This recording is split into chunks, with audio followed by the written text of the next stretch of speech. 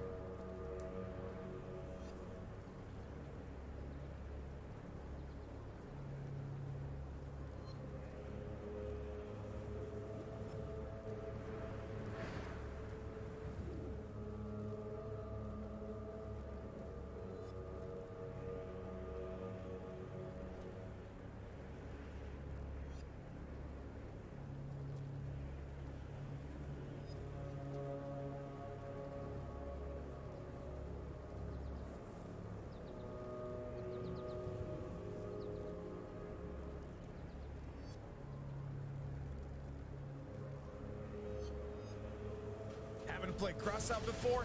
Now is the time. Crossout is a free action-packed game where you craft, ride, and destroy. Removed from database by publisher. Banned 7 cards with racist imagery.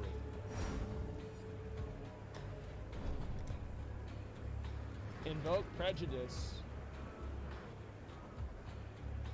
Yeah, I mean...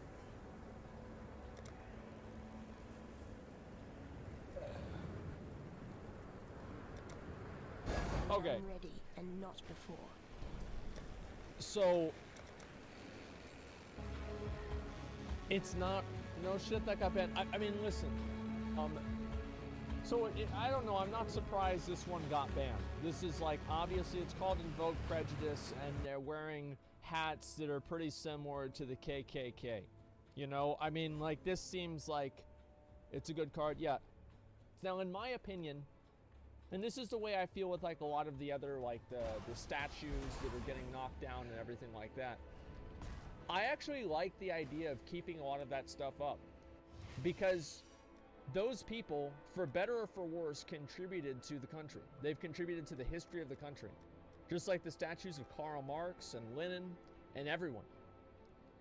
And I think that they should be seen so you know where we came from. I don't want to see history destroyed. I don't want to see that at all. I'm not a fan of that at all. They thought, yeah, it's history. I don't want to see that. I know some people might disagree with that, but that's what I think. Let's go over here. Let's see, where's the next one? Help us serve you better. Okay, let's look at the next card. Cleanse. Destroy all black creatures.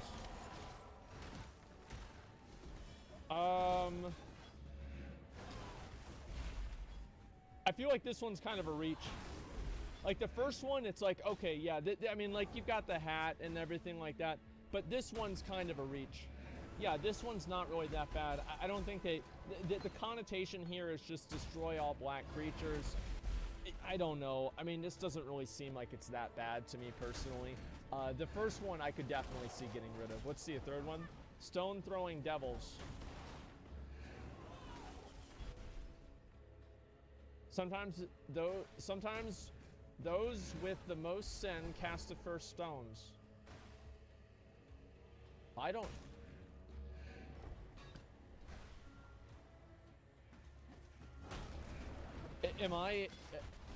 Is there some kind of like, some kind of undertext here? Like it's a slur for Arabs? Really? I mean, I'm kind of an expert in racial slurs. And I've never heard that one before. Maybe I'll have to call my dad, he's an even bigger expert of all of these racial slurs because he grew up back in the day in the South, so he knows all of them. Maybe he'll know. But I've used by Palestinian people. I've never heard this before. Stone throwers. Is it stone throwers or stone throwing? Is the whole thing? Like I've never heard of this one at all. It's a slur against stone throwing part. If you don't see issue, the problem is on your part. If you don't see issue, you're part of the problem. Well, no. So that means that anybody who disagrees with you, like that's stupid logic. Like anybody that disagrees with you is part of the problem. No, there are just some people that disagree with you. Like it's okay to disagree with somebody about something, okay? Disagreement is not always, you know, you're not fighting and like saving anybody's life here, okay? At best, you're removing a few racist cards that got made 10 years ago.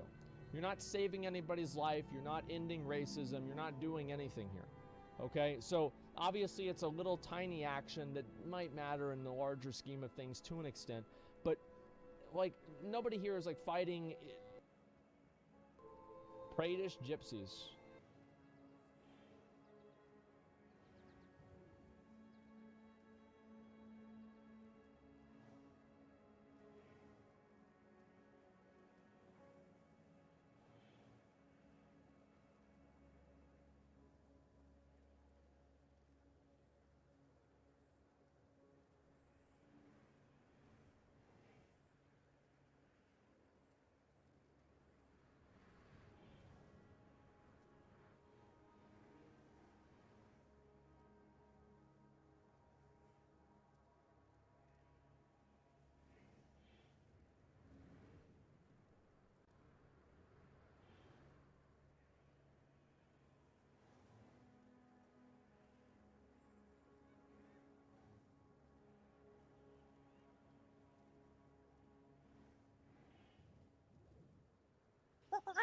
The Joe Rogan Experience. It was such a fucking crazy fight. I was gonna bring this up. I'm glad you brought that up. So remember everybody's talking about this weekend, the fight where the Drysdale, they was telling him to stop the fight. Yes. And he was like, Drysdale's like just trying to be a coach, try to keep it going or whatever. Yes. And there's a lot of people saying if the fighter says he doesn't want to do it anymore or whatever. That Simon Marcus fight after 3 rounds. Now, I wasn't begging my coach to stop it, but I did not want to go another fucking round. And I was like, oh, did I win? And I think you're going to have to do one more. And I'm like, fuck, I can't do one more. I don't want to do one more. I can't do one more. And my coach is like, fucking, you can do it. One more round. There you are right there. Then we do it. This is it. Boom. Nope, that's not the punch. A lot of fighters experience that, and it's the coach's job, I think, to try to keep them going. So I'm on Drysdale's side on that. But ultimately, he didn't fight anyway. They stopped it. Right? Yeah.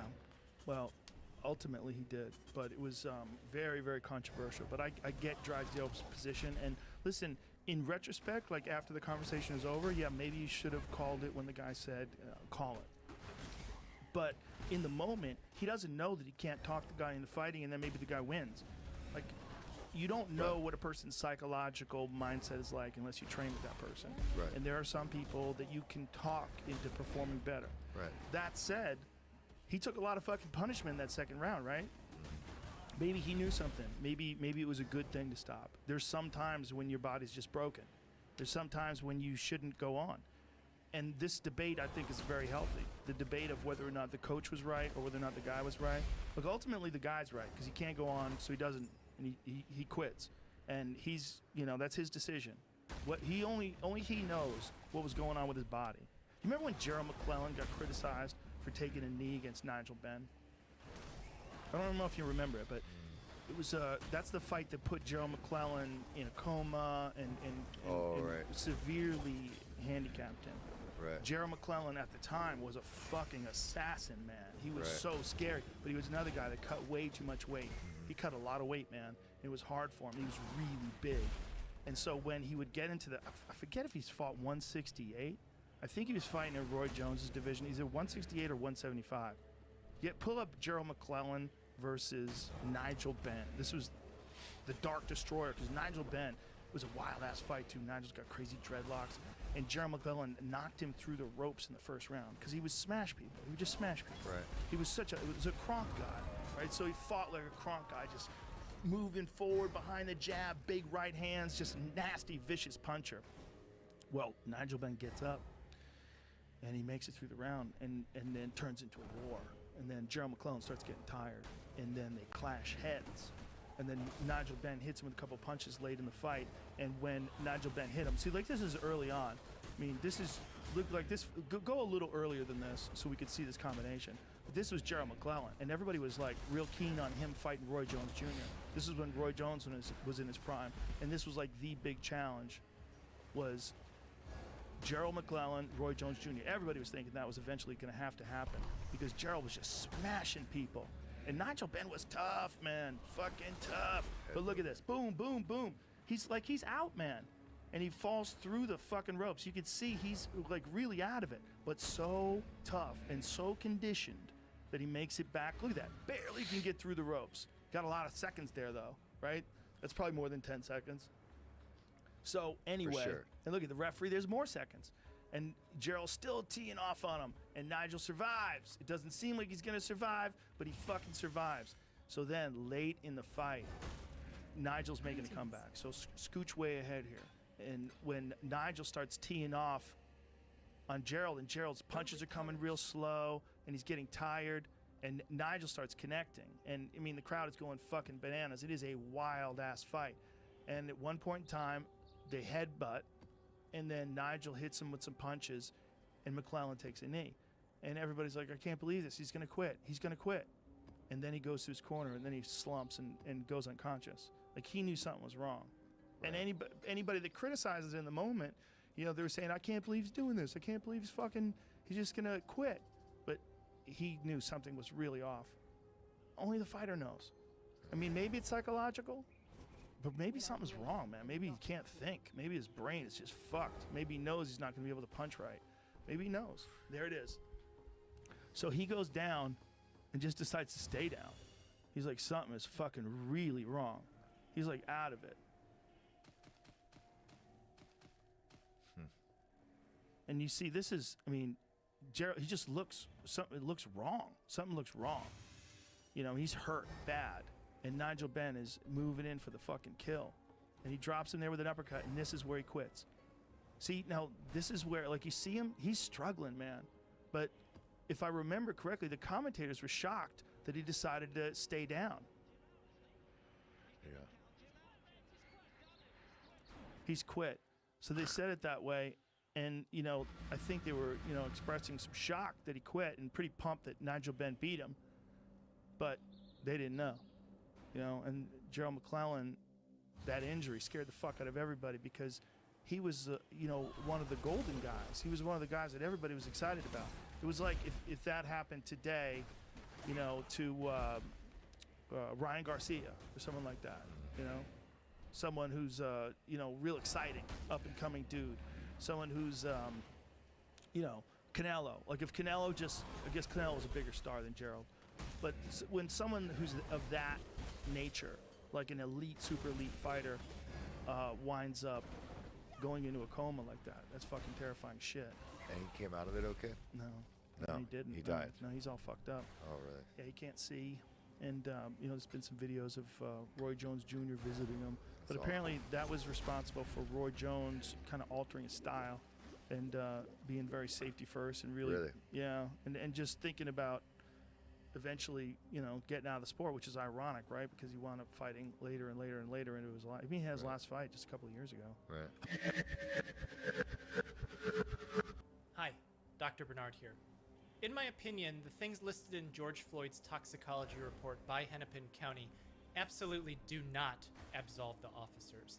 The reason I'm bringing up the toxicology report right now in 2020 is because the report is going to get brought up in the trial of the officers. And after digging deeper into the report, it confirms what the video shows, that George Floyd died at the hands of the now former officers. This is an educational video about not just the toxicology report, but also the things that are listed on it. On Memorial Day, May 25th, 2020, George Floyd bought a pack of cigarettes from Cup Foods, East 38th and Chicago Avenue, Minneapolis. It was just before 8 p.m. The employees of the store went to George's vehicle after he made the purchase and asked him to return the cigarettes because they believed that the $20 bill that he used to pay for it was counterfeit. He refused. They called the police. On the 911 call, they reported that George was awfully drunk and not in control of himself. That's not out of the ordinary on Memorial Day weekend, though. On arrival of the police, George was in a vehicle with another person. The police approached and confronted them. An observer sitting behind the car recorded the encounter. It ended with George in handcuffs. He was placed against a wall, sitting down. He was then helped up and brought to a police car where, on camera, he stumbles. Police get him back up. More police arrive. As they struggle to get him into the police car, outside observers record 4 officers huddled over George. This culminated into the knee-on-neck image, 8 minutes and 46 seconds, as George pleads to the officer, "I can't breathe," as his face becomes purple and he falls unresponsive. This was in addition to a pressing down on George's back and multiple pleas from the observers for the officers to let off. On arrival of the ambulance, video records show an unresponsive George Floyd being put on a stretcher. An hour later, George Floyd was pronounced dead in the emergency room. An autopsy was done by Hennepin County the next day.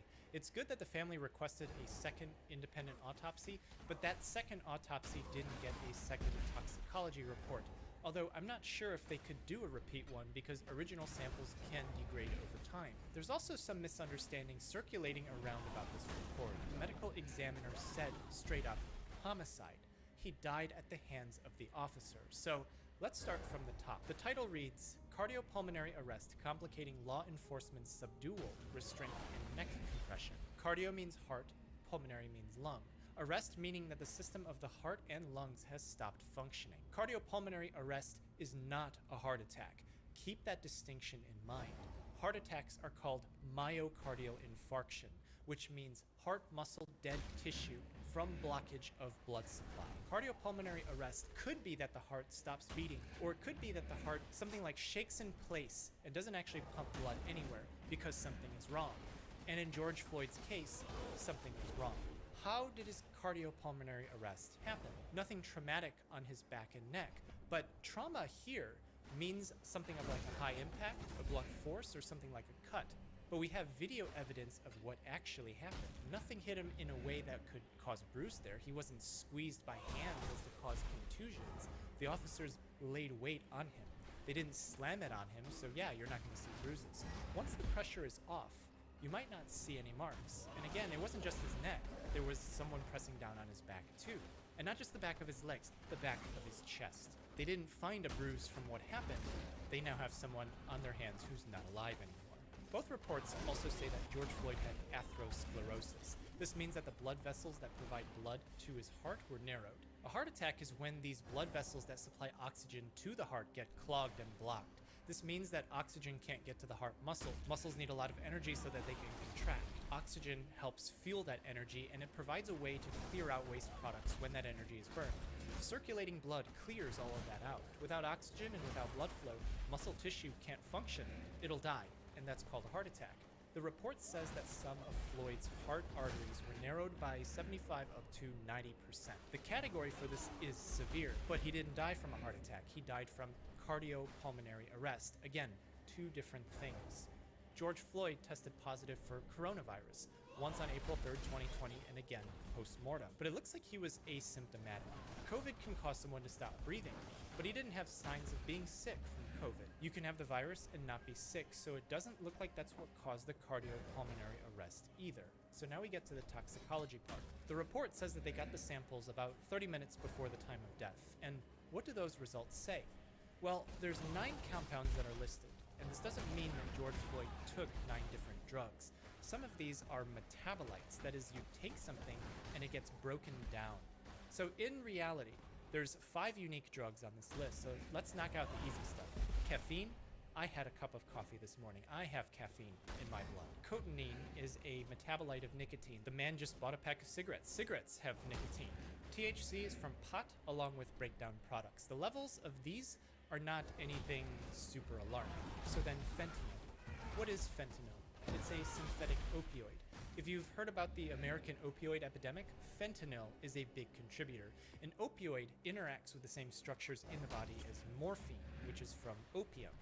Fentanyl is 50 to 100 times more potent than morphine, meaning you only need 1/100th of the same dose to get the same effect. I know the autopsy says 80 to 200 times, but the reality is measuring opioid equivalents is hard, and depending on what endpoint you're going to base it off of, the number is going to be different. And what effect do you get from an opioid? Well, they're pain relievers, but at higher doses they cause the rush and euphoria. And just to give you a sense of proportion, heroin is 2 times more potent than morphine, because these groups let it cross the brain easier. So fentanyl can be 50 times more potent than heroin.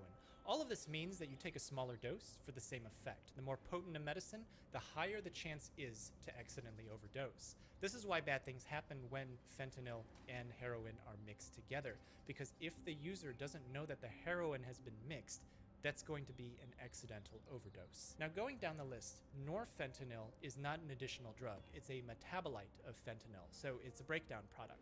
It's not active. Same with 4-ANPP. Your body breaks drugs down so that it can get rid of them. Drugs don't stay in the body forever, and presence of norfentanyl is actually really important. And we're going to get to this later. And then methamphetamine. Anyone who's older than 25 right now may have heard of the term speedball. This usually means cocaine and heroin together, but it can be any stimulant, also known as an upper, combined with a sedative, also called a downer. Cocaine is usually the upper, it's a stimulant. Heroin is usually the downer. Famous people who accidentally died from overdose in the 1970s through the 90s often died from speedballs. And how does that work? This brings us to what an opioid overdose does. Being a sedative or a downer means that the opioids cause respiratory depression. It means in large doses, it affects parts of the brain that control the breathing rate. Large enough dose means that you stop breathing altogether. You stop breathing, your heart stops beating, and then it's cardiopulmonary arrest. Do you see how this is going to get brought up in the case against the former officers? Did George Floyd take enough of a dose to stop breathing? I don't think so, because we see him responsive on camera. If you've seen an opioid overdose, those people are chin to chest nodding off. And that wasn't George as we saw it on video. The way opioids distribute in the body usually peaks fairly quickly, and we have him on camera for some time beforehand. Speedballs in America aren't as common as they were 30 years ago. More common now is the combo of fentanyl and methamphetamine. They're called goofballs. There's probably other names for it now, but goof is because meth causes more cognitive changes than cocaine, despite both of them being stimulants. So why is this combo more popular now? Well, heroin is made from morphine. To get morphine, you have to grow plants. You don't need to do any of that with fentanyl. It's lab made. That lab is quicker, and you don't have to take time to grow anything. It's cheaper, quicker to make, and 50 times more potent. The numbers show that fentanyl is now more common in the United States than 10 years ago, whether users like it or not. And meth really never went away. We all heard about it in the mid-2000s, about it being cooked up in some farmhouses in the Midwest. These underground cooks would use the cold medicine Sudafed, which has pseudoephedrine to help make it. Once states started monitoring all pseudoephedrine sold at pharmacies, it kind of phased out production in the Midwest, and now it gets shipped in. So what does this have to do with George Floyd? Well, one of the points that's been coming out about his autopsy is the 11 nanogram per milliliter level in his blood. Nanogram per milliliter is a concentration unit, so for any volume of blood that's pulled, find the mass of fentanyl in it. There's people saying this level is potentially lethal, and they're right. But remember, opioid overdose causes someone to stop breathing. For the other drugs, nothing appears to be extraordinarily high. How did George Floyd's cardiopulmonary arrest happen? It's because he couldn't breathe. So some might try to frame it that the fentanyl alone caused him to stop breathing, independent of having a knee and somebody's body weight pushing down on his neck and back. But no, that's not right. Fentanyl alone didn't cause him to stop breathing. And here's why. George Floyd was a big guy. The report says he was 6 feet 4 inches tall, but other sources say he was 6 feet 6 inches tall. He was 223 pounds, and either way, he wasn't obese by body mass index, and he was close to his ideal body weight, which is calculated from his height. So he likely didn't have a lot of excess fat tissue on him. This brings us to an idea called lipophilicity. Lipo meaning fat and philic meaning affinity for. Fentanyl is lipophilic, meaning that it dissolves in fat. What does that mean? Within 5 minutes of entering the bloodstream, 80% of the fentanyl dose leaves the blood and enters the organs.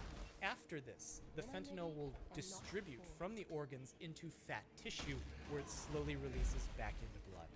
If George Floyd wasn't obese, then he might not have as much fat tissue holding on to fentanyl.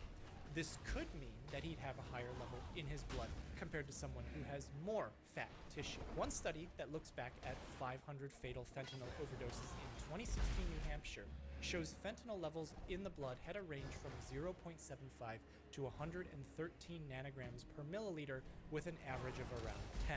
That's a wide range. Other studies have shown a little bit higher of an average, around 18 nanograms per milliliter.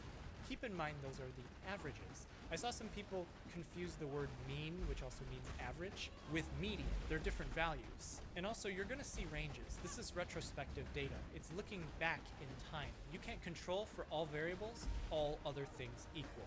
So it's subject to selection bias. You're not wrong if you say that the level is elevated and within range of some of these studies, but you're also not looking at the video evidence that George Floyd wasn't nodding off on fentanyl. Some of these studies didn't divide up the data to account for things like body weight and obesity, which would affect how fentanyl is distributed in the body. Remember, it's lipophilic. They didn't account for male or female. Men have more water in their body as a percentage than women. Elderly have a higher body fat percentage than the young, on average. Did the study divide the data based on kidney function, which decreases generally as you get older? Kidneys are important for urinating out the breakdown products of drugs. Liver function can also get worse if you have prior disease. Patients who have opioid use disorder are at risk of hepatitis because things like needle sharing might happen. And the liver is what breaks down fentanyl. So without controlling for these, you might get a wide range of values in the study and between studies. Where did they pull the sample? And when did they pull the sample? If it was a long time after the overdose and the person had a lot of fat tissue on them, these are all details that may change the measurements from one person to another. So this brings us back to the original description. On the 911 call, the store owners reported that George was awfully drunk and not in control of himself. He wasn't unconscious. He wasn't nodding off on video. He didn't have his chin to his chest and turn cold like one would from an opioid overdose. In medicine, you have to look at the patient after you read a lab number. 11 nanograms per milliliter is in the average reported in some of these studies. It may be high, but maybe not for George Floyd. Again, he's not knocked unconscious in the early parts of the video record before he's on the ground. Hard to see, but he doesn't look like he's asphyxiated before he's on the ground either. He can respond to commands. He can stand up. He can talk and plead to the officers that he can't breathe. So he's oriented and he knows that he's on the ground. So yes, assuming the Hennepin County report is verifiable, George Floyd did have fentanyl in his blood. It was around the average level reported in retrospective overdosing data. But observing him, he was responsive. He was able to follow commands. He was oriented, and had nothing additional happen to him after 8 p.m. on Monday, May 25th, 2020, the total amount of fentanyl in his body wouldn't have increased on its own. The levels would only go down because the body is breaking it down. Norfentanyl's presence makes that known. The report says that the measurement was taken just after 9 p.m., which is more than an hour after the encounter started. Without an increase in fentanyl levels from taking another dose, which he couldn't have after the encounter started, it's very unlikely that he would have died from fentanyl alone. And speaking of norfentanyl, there's one more reason why its presence is important. Fentanyl can cause something called wooden chest syndrome. Sometimes it's called chest wall rigidity. It's important that people know this because it's one of the reasons why opioid epidemic is so terrible. Opioids cause respiratory depression, but fentanyl is unique in that it doesn't just cause respiratory depression, it also tightens up the respiratory muscles. It can compromise the airway by tensing up the muscles, and it can do this at any dose. We know this because they use fentanyl in the operating room, and sometimes fentanyl will cause someone to stop breathing. Because the muscles are so tight and tense, doctors will have trouble ventilating the patient. They try to push pressure through the chest, but the muscles are so rigid that air has trouble going in and the person suffocates. So how does wooden chest happen? Well, if it's affecting the muscles, then it might be acting on the nerves, which send signals to the muscles. In the synapse, where the nerves connect to the muscles, chemicals are used to send signals. In this case, the chemical that we're focused on is called norepinephrine. When the signal is done, that synapse needs to clear itself so that the signals aren't sent nonstop. This means that those chemicals need to be pumped back in or broken down. It looks like fentanyl stops the synapse from getting cleared. This means that the signals are sent nonstop, continuously stimulating the nerve and not letting the respiratory muscles relax. But do you know what else causes the release of this norepinephrine? Methamphetamine. That's exactly how meth works, meaning that taking both fentanyl and methamphetamine together could increase the chances that someone can not only stop breathing, but that they couldn't even be ventilated even if they wanted to be, which is why Goofball needs its own distinction as specifically fentanyl and meth, separate from the generic Speedball. But it's important because wooden chest did not happen to George Floyd. And here's why. When wooden chest happens, it looks like it appears so quickly after dosing that many times the body didn't even have time to break down fentanyl before the person dies. Remember, fentanyl leaves the blood quickly to go into the organs and then into fat and muscle. The nerves are made of around 60% fat, so easy target for fentanyl. This means if wooden chest happened to him, he might not have had norfentanyl present in his blood, but he did, and that means that that wooden chest likely didn't happen. So why couldn't George Floyd breathe? It's not because of wooden chest. The fentanyl alone, in my opinion, didn't do it either. The fentanyl and methamphetamine combo negated some of the effects of each other as their opposites, but they also elevated the toxicity of each other. The lab numbers are in range, but remember, look at the patient. The man was responsive. He was oriented. He was not nodding off. Putting him in a compromising position on the floor, pressing body weight down on his back and neck while he's stressed due to a confrontational situation, which would increase his need for oxygen, were the cause of death. So again, I bring this up because I see some misunderstanding online about the report. I had to step back and look a little bit deeper myself because the pivot of heroin to fentanyl has happened so quickly in the US over the last 5 years. I put the references in the description below, but please keep in mind if you want to read them, they sit inside a clinical and scientific conversation that needs some background context to understand. And clinical context, like looking at the patient after reading a lab number, is not something that you look up online, as obvious as doing it sounds. It's one of the first things that students miss. All of this is going to get brought up in the charges against the former officer, so we have to make sure that the record is clear. There might be more information to come out later, I don't know, but the video from May 25th, 2020 speaks for itself. George Floyd shouldn't have been put into that position to begin with, and for that long, regardless of whatever can be found in his blood by a lab test. None of this should have happened, and I hope we never have to see anything like this ever again. And I think we should all work together to make sure that something like this never happens again. So take care of yourself. Thank you so much for watching. Be kind to one another, and be well.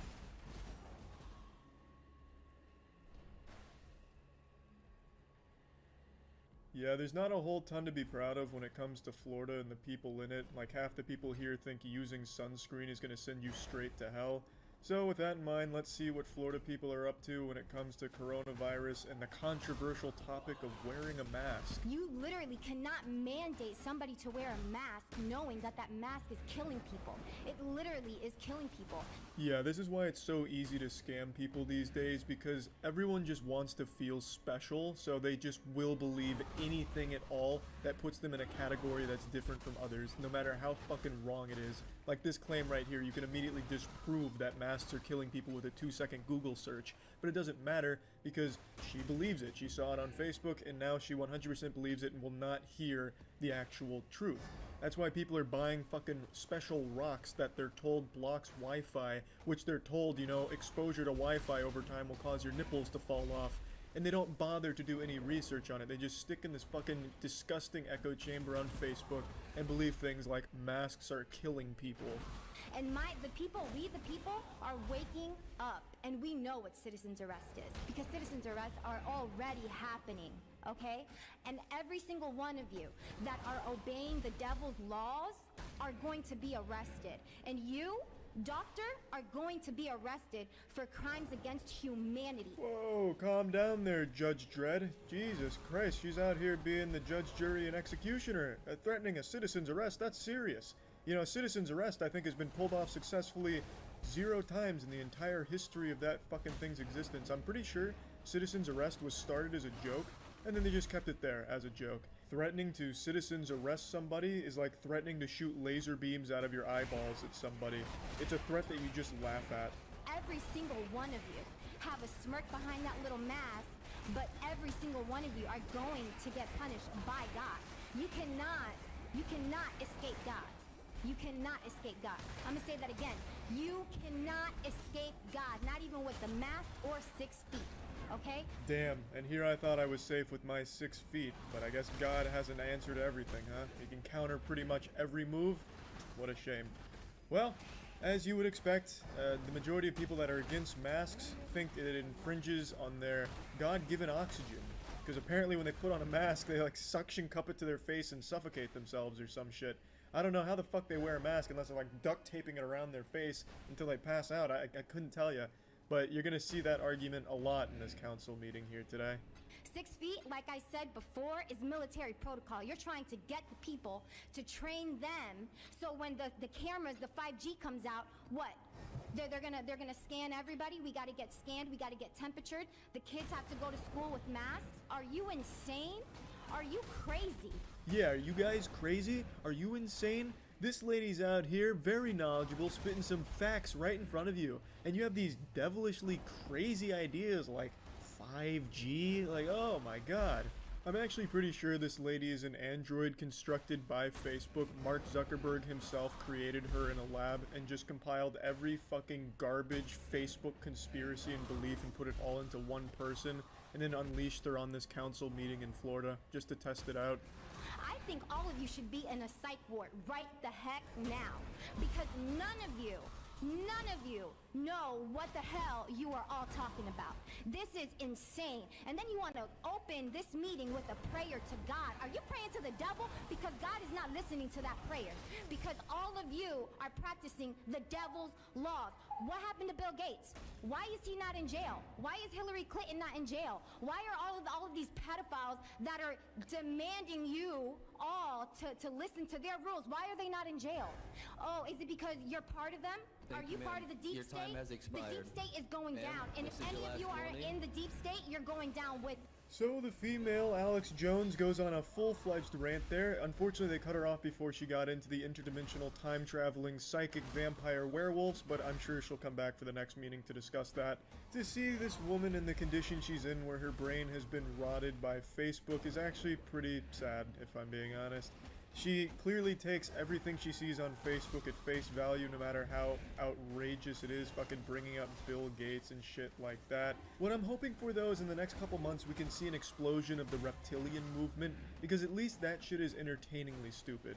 Not dangerous, you know. For those that don't know, the reptilian conspiracy is people that believe that there's lizard people among us that hide as human beings, and they'll talk about like zippers on the side of their face and shit like that. The reptilian one is great. And I'll quote you, Miss McKinley. You said if you don't like the rules, shop somewhere else. Well, after today, I won't have that option anymore because I am discriminated on every single time I tell somebody that I have a medical condition that does not allow me to wear a mask. Another passionate speech is given here, and another misguided person is led astray thanks to the internet. As you can see, the person behind her is holding up an anti-vax sign talking about the danger.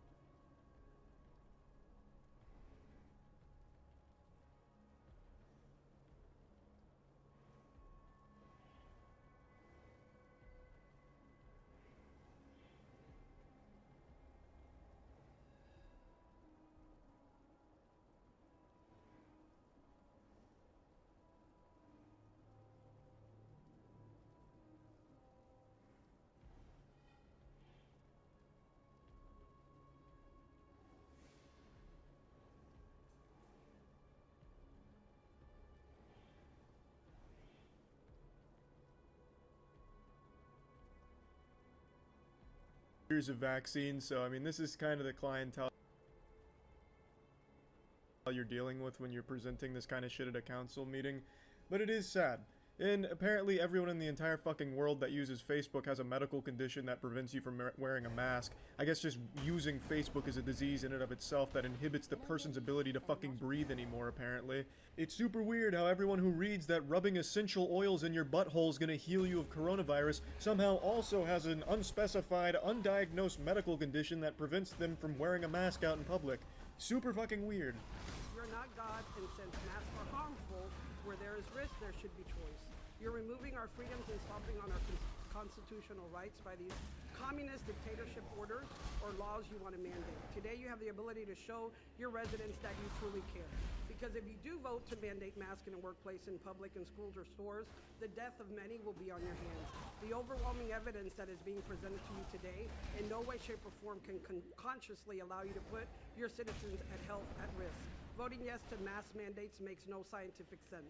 Ah yes, some very compelling evidence was being presented today, such as, masks are bad, it's the work of the devil. What about Bill Gates? Are you kidding me? This is God's air. What the fuck is happening? You want to 5G us? Yeah, that's some real good evidence right there. I just can't even fucking wrap my head around it. They convince themselves that they're making good points. It's like they don't even hear themselves talk anymore. It's wild. It's wild. It's like using Facebook over time like rips your soul out of your body and you just become like this husk, like this clueless fucking husk of a person. These fucking people, have they never seen a doctor? And nurses, doctors in a hospital setting, they fucking wear masks for 6-8 hours a day. These people have probably never put a mask on in their goddamn life. They lack object permanence. Like if you put a handful of dollar bills, like if you put $5 in your hand and put it behind your back, they probably think it's not even there anymore, that it's just fucking vanished. They're like goddamn children. They see a mask over your face and they think you can't breathe. It's so silly. Keep taking the road of least resistance. Keep listening to the TV brainwashing you from birth. Keep listening to conditioning messages in your local stores while shopping, just like Fidel Castro did over loudspeakers in Cuba. Don't you see the problem? The truth is out there. Just go seek the truth. Yeah, the truth is out there. Go seek the truth. As long as it's the truth that I found on Facebook. I always love that sentiment from people like this. Go do real research. No, not that research from like scientists and shit. I'm talking about like actual research, you know, from like Facebook meme pages that are run by a dude in his fucking shit-stained underwear in his 40s. That he actually knows what he's talking about, not these experts. These experts are fucking clueless. They're propaganda machines. And do real research at Facebook. My concern, since I do have a medical condition that I cannot wear a mask, you are taking food away from my table. Now that is an absolutely great point. Hey, while you're on your phone, why don't you download like Uber Eats or some shit like that, or one of the million other apps that deliver food to your door. That way you can still get those precious nutrients on your table without being a big fucking nuisance to everyone else around you. And they want to throw God's wonderful breathing system out the door. You're all turning your backs on it. Yeah, I found the entire stream, all 6.5 hours, and this is the only time it buffered. It's like what she said was so shocking that even the video itself had to take a pause to process it. Turning our backs on God's beautiful breathing system. You know, what can you even say about that, honestly? God made it so that we would breathe in fresh oxygen. To go to our body, to every cell in the body. It has to have that to make energy. When I'm ready and not before. When you wear a mask, the nose is cut off, the mouth is cut off, and you're breathing carbon dioxide over and over and over again. You're not getting the fresh oxygen that God intended. You're sending carbon dioxide to every cell in the body, polluting it.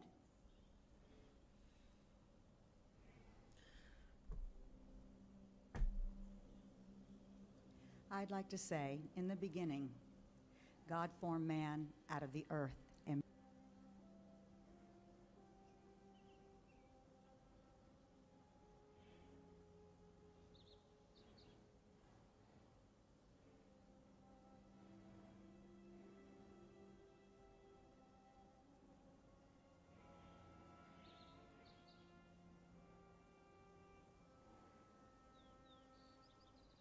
breathed his breath in him, and he became a living soul.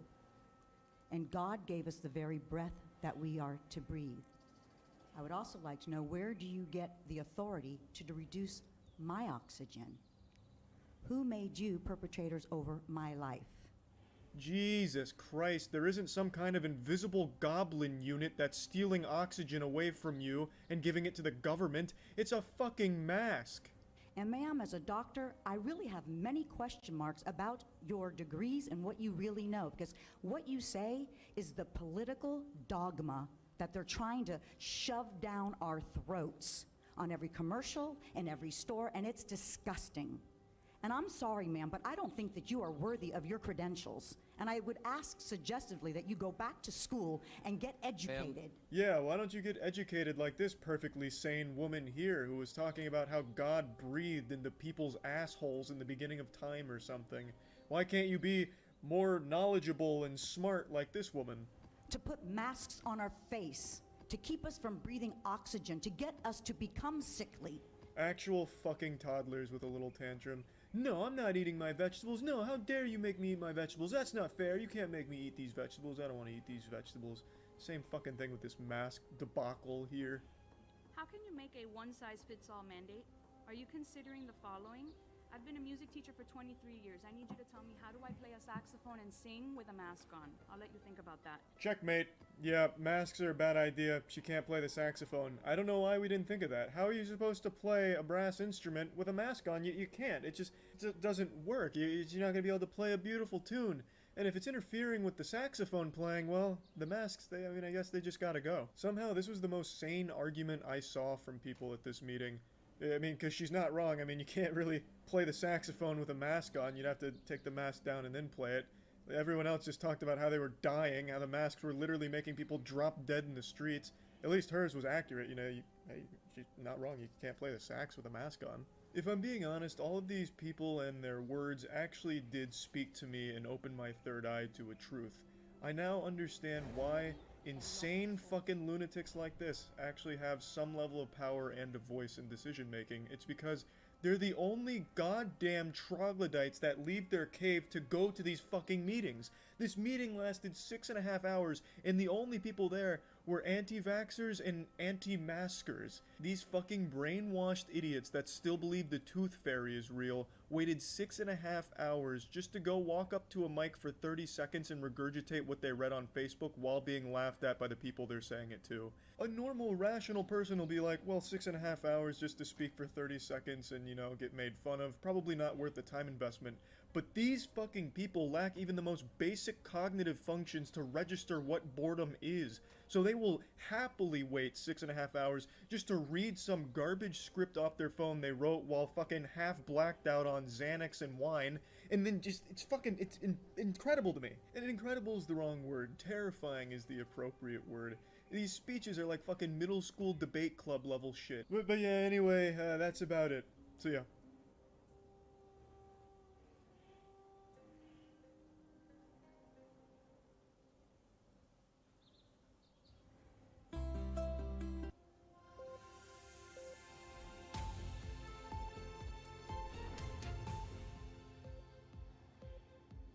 Good morning, welcome to Breakfast with Naga Monchetti and Charlie State. Our headlines today. The return of the foreign holiday. From July 6th, British tourists will be allowed to travel to European countries, including Spain, France and Greece, without having to self-isolate when they fly back to the UK. More mass gatherings as Liverpool fans are urged to stay at home after huge crowds descended on the city centre last night. In West London, there were clashes as police tried to break up an illegal street party.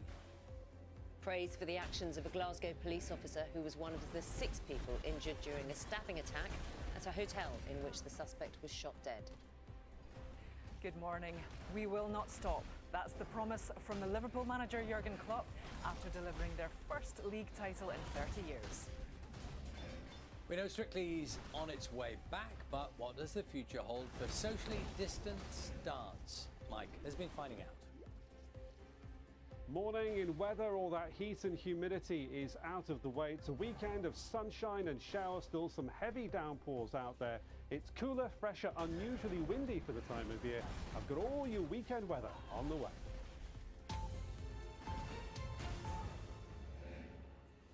Good morning. It's Saturday, the 27th of June.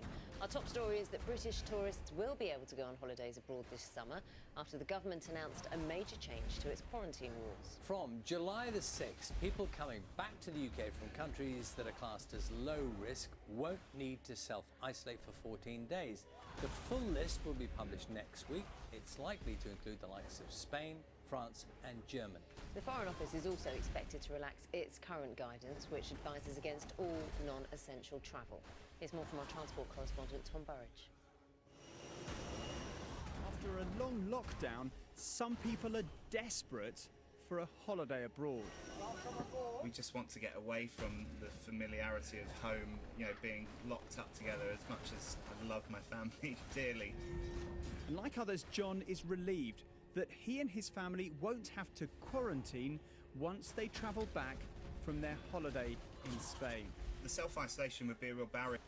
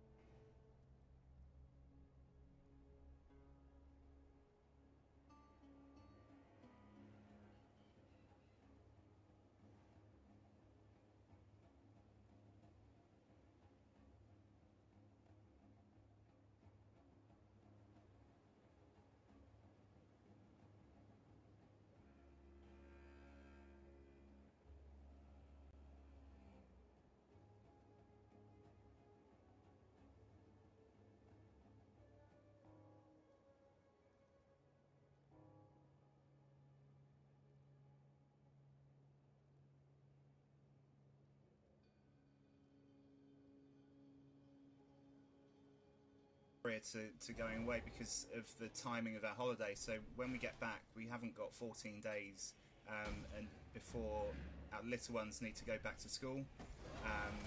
They've missed out so much, we can't have them missing out on any more. A series of travel corridors are planned from July the 6th. It will mean that people from low-risk countries like France, Spain, Italy, Germany, the Netherlands, Greece, Turkey, Norway and Finland will not have to self-isolate after they travel. A final list will be confirmed next week. Portugal and Sweden are expected to be given a red rating because of concerns about the prevalence of the virus. Anyone travelling in from there and much of the rest of the world will still be subject to the quarantine rules. The Republic of Ireland has always been exempt. We believe it can be safe to operate without the need for quarantine. For airlines which have been battered by the pandemic, it's a move in the right direction. We really need to move quickly to establish some safe corridors, and we're not talking about throwing it open to the entire world, but where it is safe to operate, we fundamentally believe that we are also safe to operate, and we need to do that quickly. We'll now begin boarding by seat rows. Row by row boarding this summer should be a more orderly affair. Hi there. There'll be new rules on board. It is required of all passengers to wear your face masks or face covering. That is an exception of children under the age of 6. And no trolley service, although you hopefully will get water. Welcome. Anybody else? Yeah. But with quarantine removed for many destinations, travel companies hope they can land more bookings. Tom Burridge, BBC News. Let's talk to our political correspondent, Nick Eardley now. Nick, good morning to you. Interesting, isn't it? These rules, they were announced, less than a month ago? And now they're being scaled back for certain countries. Yeah, morning, Naga. It's interesting because there's been a lot of criticism politically about the way the government's dealt with this, about not bringing in a quarantine back in March when the virus was spreading in Europe but hadn't really reached the UK yet in a meaningful way.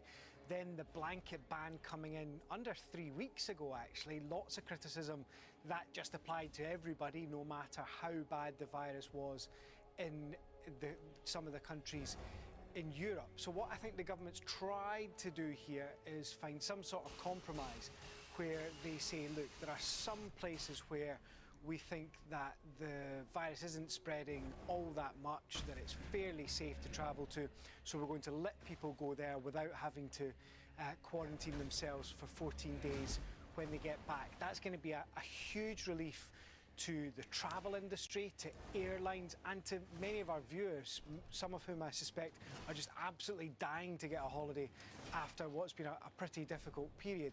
The government is acknowledging that not everybody is going to want to do this. Some people might still feel quite anxious about going on holiday. It's going to take a while to get things back to anything like what they were like before the pandemic hit. In many ways, things are going to feel really different as well. You heard in Tom's piece there isn't going to be, you know, for those who like a drink on their way to their holiday, that's not going to happen at the moment because there aren't going to be the trolley services like there have been. Everybody's going to have to wear a mask. But the hope in government is that after 3 months where we've been stuck in the country and the tourism industry has been pretty much dormant, that it can start getting up and running again. Nick, thanks very much. Nick Eardley then. Police last night had to deal with a number of public gatherings, including an illegal street party in London and a second night of celebrations for Liverpool fans in the city. Police and politicians have been urging people to stay at home and maintain social distancing. John Donnison has more. For a second night, Liverpool fans have been partying hard. But the message from the authorities, it's gone too far. The fire service had to be called out after a blaze at the famous Liver building, apparently caused by fireworks. The city's mayor, Joe Anderson, tweeted that there were too many intoxicated people making it unsafe, saying COVID-19 was still a real risk. Merseyside police have now put a dispersal order in place until Sunday to try to stop people gathering. And around Maida Vale in West London, there were clashes as police tried to break up a mass block party, one of several across the capital this week. But it ended up going on into the night. Well, police have tried to break this party up several times tonight. They've confiscated the sound system, but there's still a lot of people milling around on the streets, and as you can see, a lot of officers. It's been pretty good-natured so far, but police are definitely encouraging people to go home. And with lockdown restrictions about to be further eased over the next few weeks, there will be fresh questions about what signal that sends to the public about what people can and can't do. John Donnison, BBC News in West London. The police officers who responded to yesterday's attack in Glasgow have been praised for their bravery, selflessness and commitment to protect the public. One constable who's been named as David White was seriously injured in the knife attack. His condition has been described as critical but stable. Connor Gillers is at the scene of Glasgow for us this morning. So, Connor, much praise for the police officers involved. Bring us right up to date. Yeah, well, the police investigation has continued through the night here in Glasgow, that painstaking recovery of all of the evidence following that attack on this street yesterday afternoon. A floral tribute has also been laid here at the police cordon. What we know about the victims are that there are 6 people. They're all men aged between 17 and 53. They remain in hospital. And among that number is a 42-year-old police officer. You mentioned him there, Constable David White, again being praised by Scotland's Chief Constable for his bravery, running towards the danger when everyone else was running away. Now, we understand the 17-year-old that I mentioned there is a boy from Sierra Leone. He remains in hospital. He is said to have sustained injuries to his foot during a struggle with the attacker. Now, this was the biggest deployment of police in Scotland since the Glasgow airport terror attack in 2007, and the police were quick yesterday to rule out terrorism as a factor which may indicate that they have some idea as to the motives here. But clearly the suspect was shot dead very quickly by armed officers, and that will add to the complex nature of not being able to question him, and again adding to the difficulties in this investigation. Connor, thanks very much. Connor Gillis there. There are concerns that millions of children in Yemen could be pushed to the brink of starvation due to a drop in aid caused by the coronavirus pandemic. The country is 5 years into a civil war that's already led to a humanitarian crisis. 2 million of Yemen's children are malnourished. 1.7 million have been forced to flee their homes. UNICEF says it needs almost $500 million to save the children. The number of new coronavirus infections in the United States has reached a record high, with 40,000 cases reported on Thursday. The recent surge has prompted two of the biggest states, Texas and Florida, to pause reopening plans. The US has more than 2 million confirmed infections, more than any other country. The Trump administration has stressed the situation is stabilizing in most of the country. Zoos and aquariums in England are set to receive up to £100 million from the government to help them deal with the financial fallout of the pandemic. It's an expansion of a relief fund announced in May. Zoos and aquariums in England were allowed to reopen 2 weeks ago, but still remain closed in Scotland, Wales and Northern Ireland.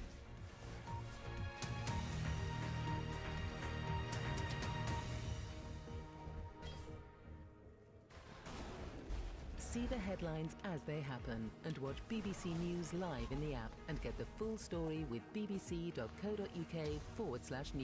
Follow the story for all the latest with BBC News.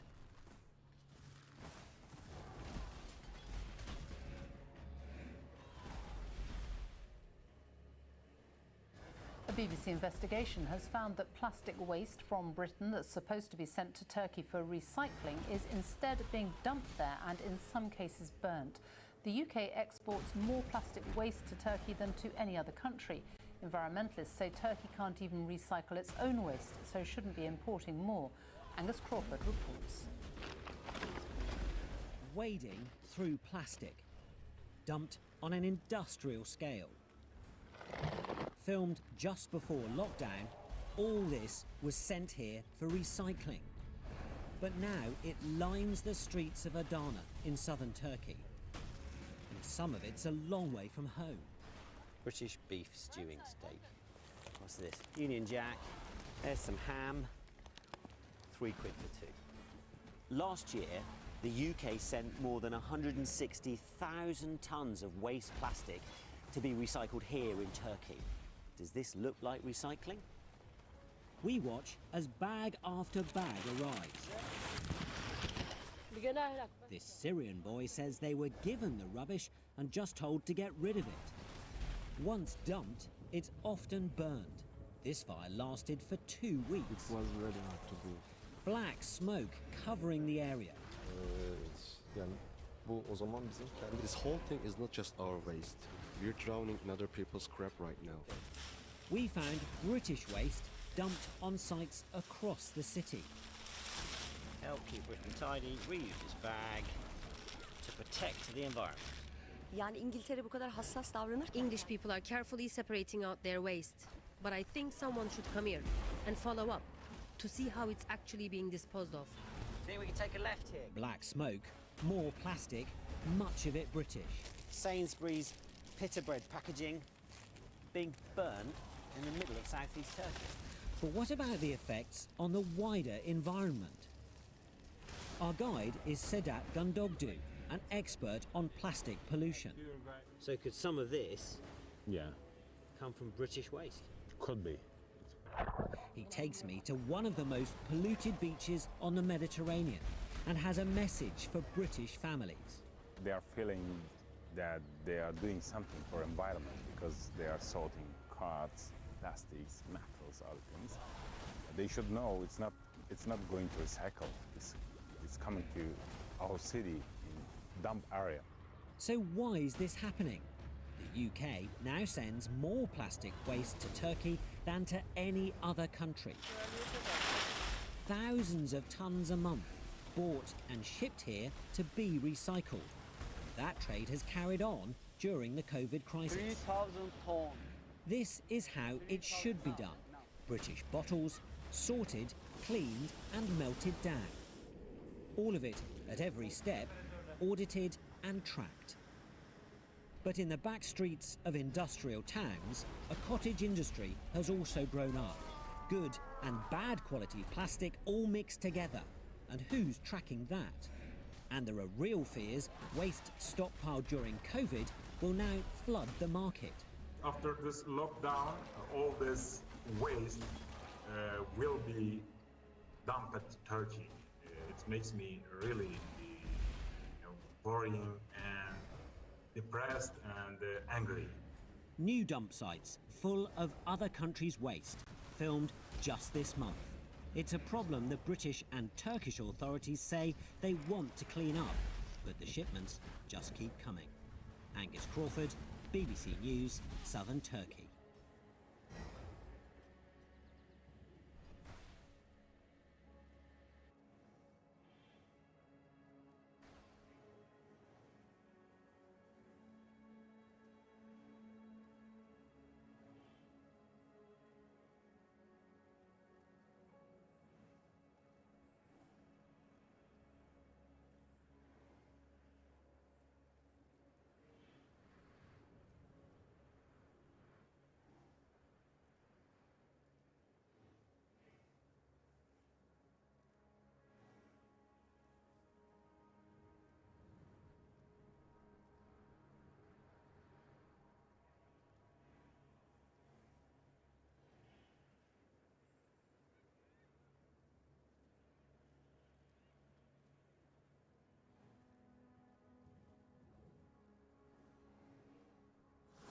Experience the new 888 poker tables. Play with £20 free. Go to Sal and Chris's in Astoria. You'll know when you fucking walk in from the smell. It's been there forever. The fucking, I mean, it's like $8 for a fucking brick. A brick, like a fucking sandwich with the bread, the meat, everything's fresh. You buy a jar of pepperoncinis, a 16-ounce Coke, a bag of Wise potato chips. Who's gonna fucking stop you? And you read the daily news while you're eating it? Nothing's gonna stop you. Nothing can stop you. Nothing could stop you. And that truly is only in New York. That. What I just described. Yes. And it's only, it's in Queens, but it's fucking well worth it. It's well fucking worth it. I was in New York City and I walked up to Times Square last week. And they got like a fucking Domino's pizza or something. I'll never go in. Ever. Ever. There's a fucking, what's that? What's the Italian place? Olive Garden. There's an Olive Garden like 2 blocks up from Times Square. It's all there. A couple years ago. I would stand out there with a rifle, pick people off as they went in there. Ever. Why are you going in there? You're in New York. 4 years ago, I'm in Long Island. I'm staying right across the street from the Nassau Coliseum. There's a hotel there. I'm going downstairs, and then when I go downstairs to smoke a joint, when I get back on the fucking elevator, 2 white kids and their fucking white father, Scotchard father, with a fucking Domino's pizza. I wanted to punch the father. What are you doing? They don't know better. And go, you know where you are? Yeah. You're in the heart of pizza and you're getting Domino's. Just go anywhere. It's better than Domino's. You're personally fucking insulting me. Yeah. Like you're personally fucking insulting. You're in New York. There's pizza. Even the shit pizza's better than Domino's. 99-cent slice. Period. Better than Domino's. I would go to 99-cent slice before I go to fucking Domino's in New York. Anywhere. That's just breach. Never. That's breach of treason. Domino's is for desperation times, desperation hour. And even then, you eat it and you feel bad. You feel bad, you regret, but it's desperate. It's like last choice. Hail Mary shit. If you're in fucking Columbus, Ohio or something, and everything is closed at fucking That's 11, Domino's. And you're starving after a show. And it's quick. The quick is quick. They deliver. You give the guy an extra 10 because you don't give a fuck. You brought it to your room at 1:45. Right to the room. That's the one time I got a thin cheese, and I ate half of it, and I threw the other half out, and then I went back in the garbage and took it back out. You got him. You knew you were gonna. You knew you were. You thought it was gonna disappear. You're fucking starving. Some nights after a show, you gotta fucking eat it on a Thursday night. Yeah. If it's 2 in the afternoon and you ain't high, go fuck yourself. Get out of my face. I want you around me like I want cancer in my ball sack. You know what I'm saying? You're gonna come around here looking at me with your fucking wide eyes, thinking that I'm gonna reform. Go fuck yourself. My morning starts at 5:30 a.m. Either you're there or you're square. You know what I'm saying? Welcome to 888 Poker. Play with £20 free. No deposit. What do you got planned for tonight? Where are you gonna go? Tonight, I got nothing. We're gonna go and get some cheeseburgers. How many calories you got left tonight? Like, You're not gonna eat tonight. Like This 1,000. This don't do nothing to you.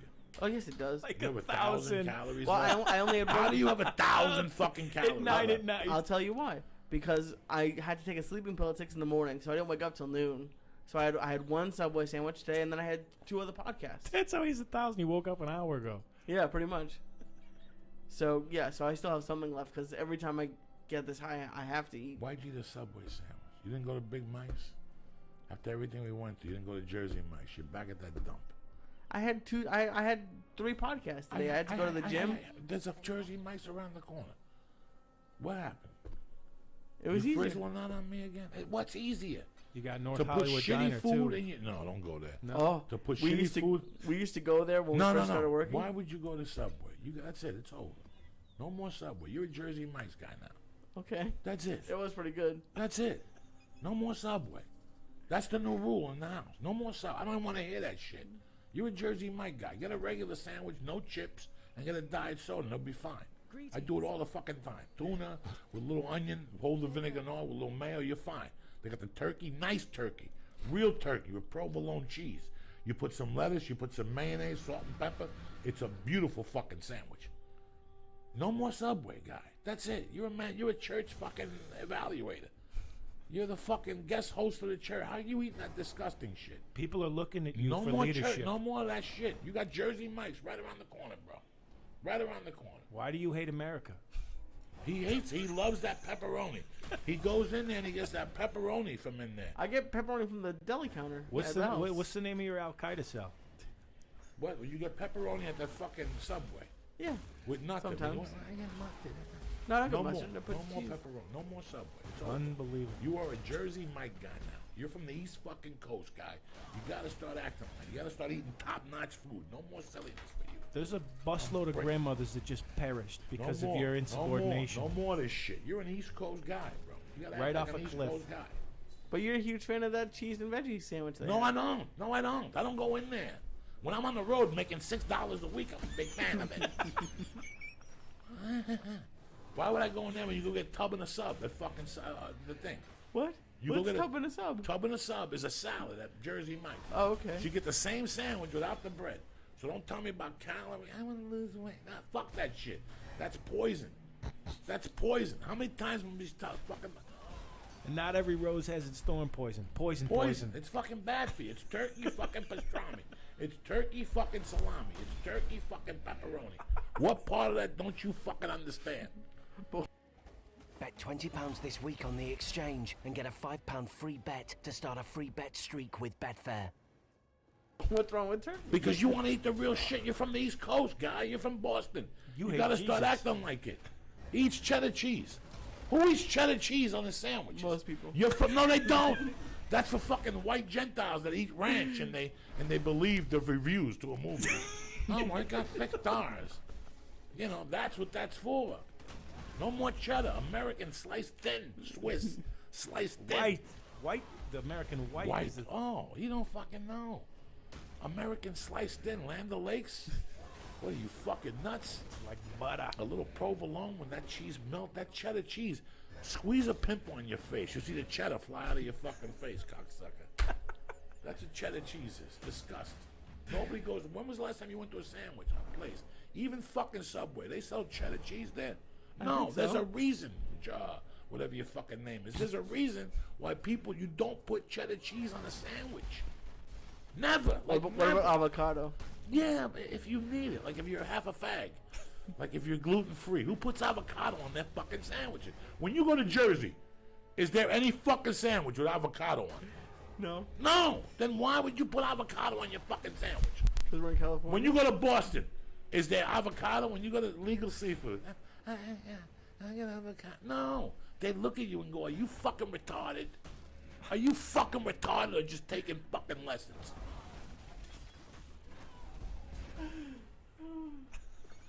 This is every week. When I want to write something funny, I call him and ask him what he ate that day.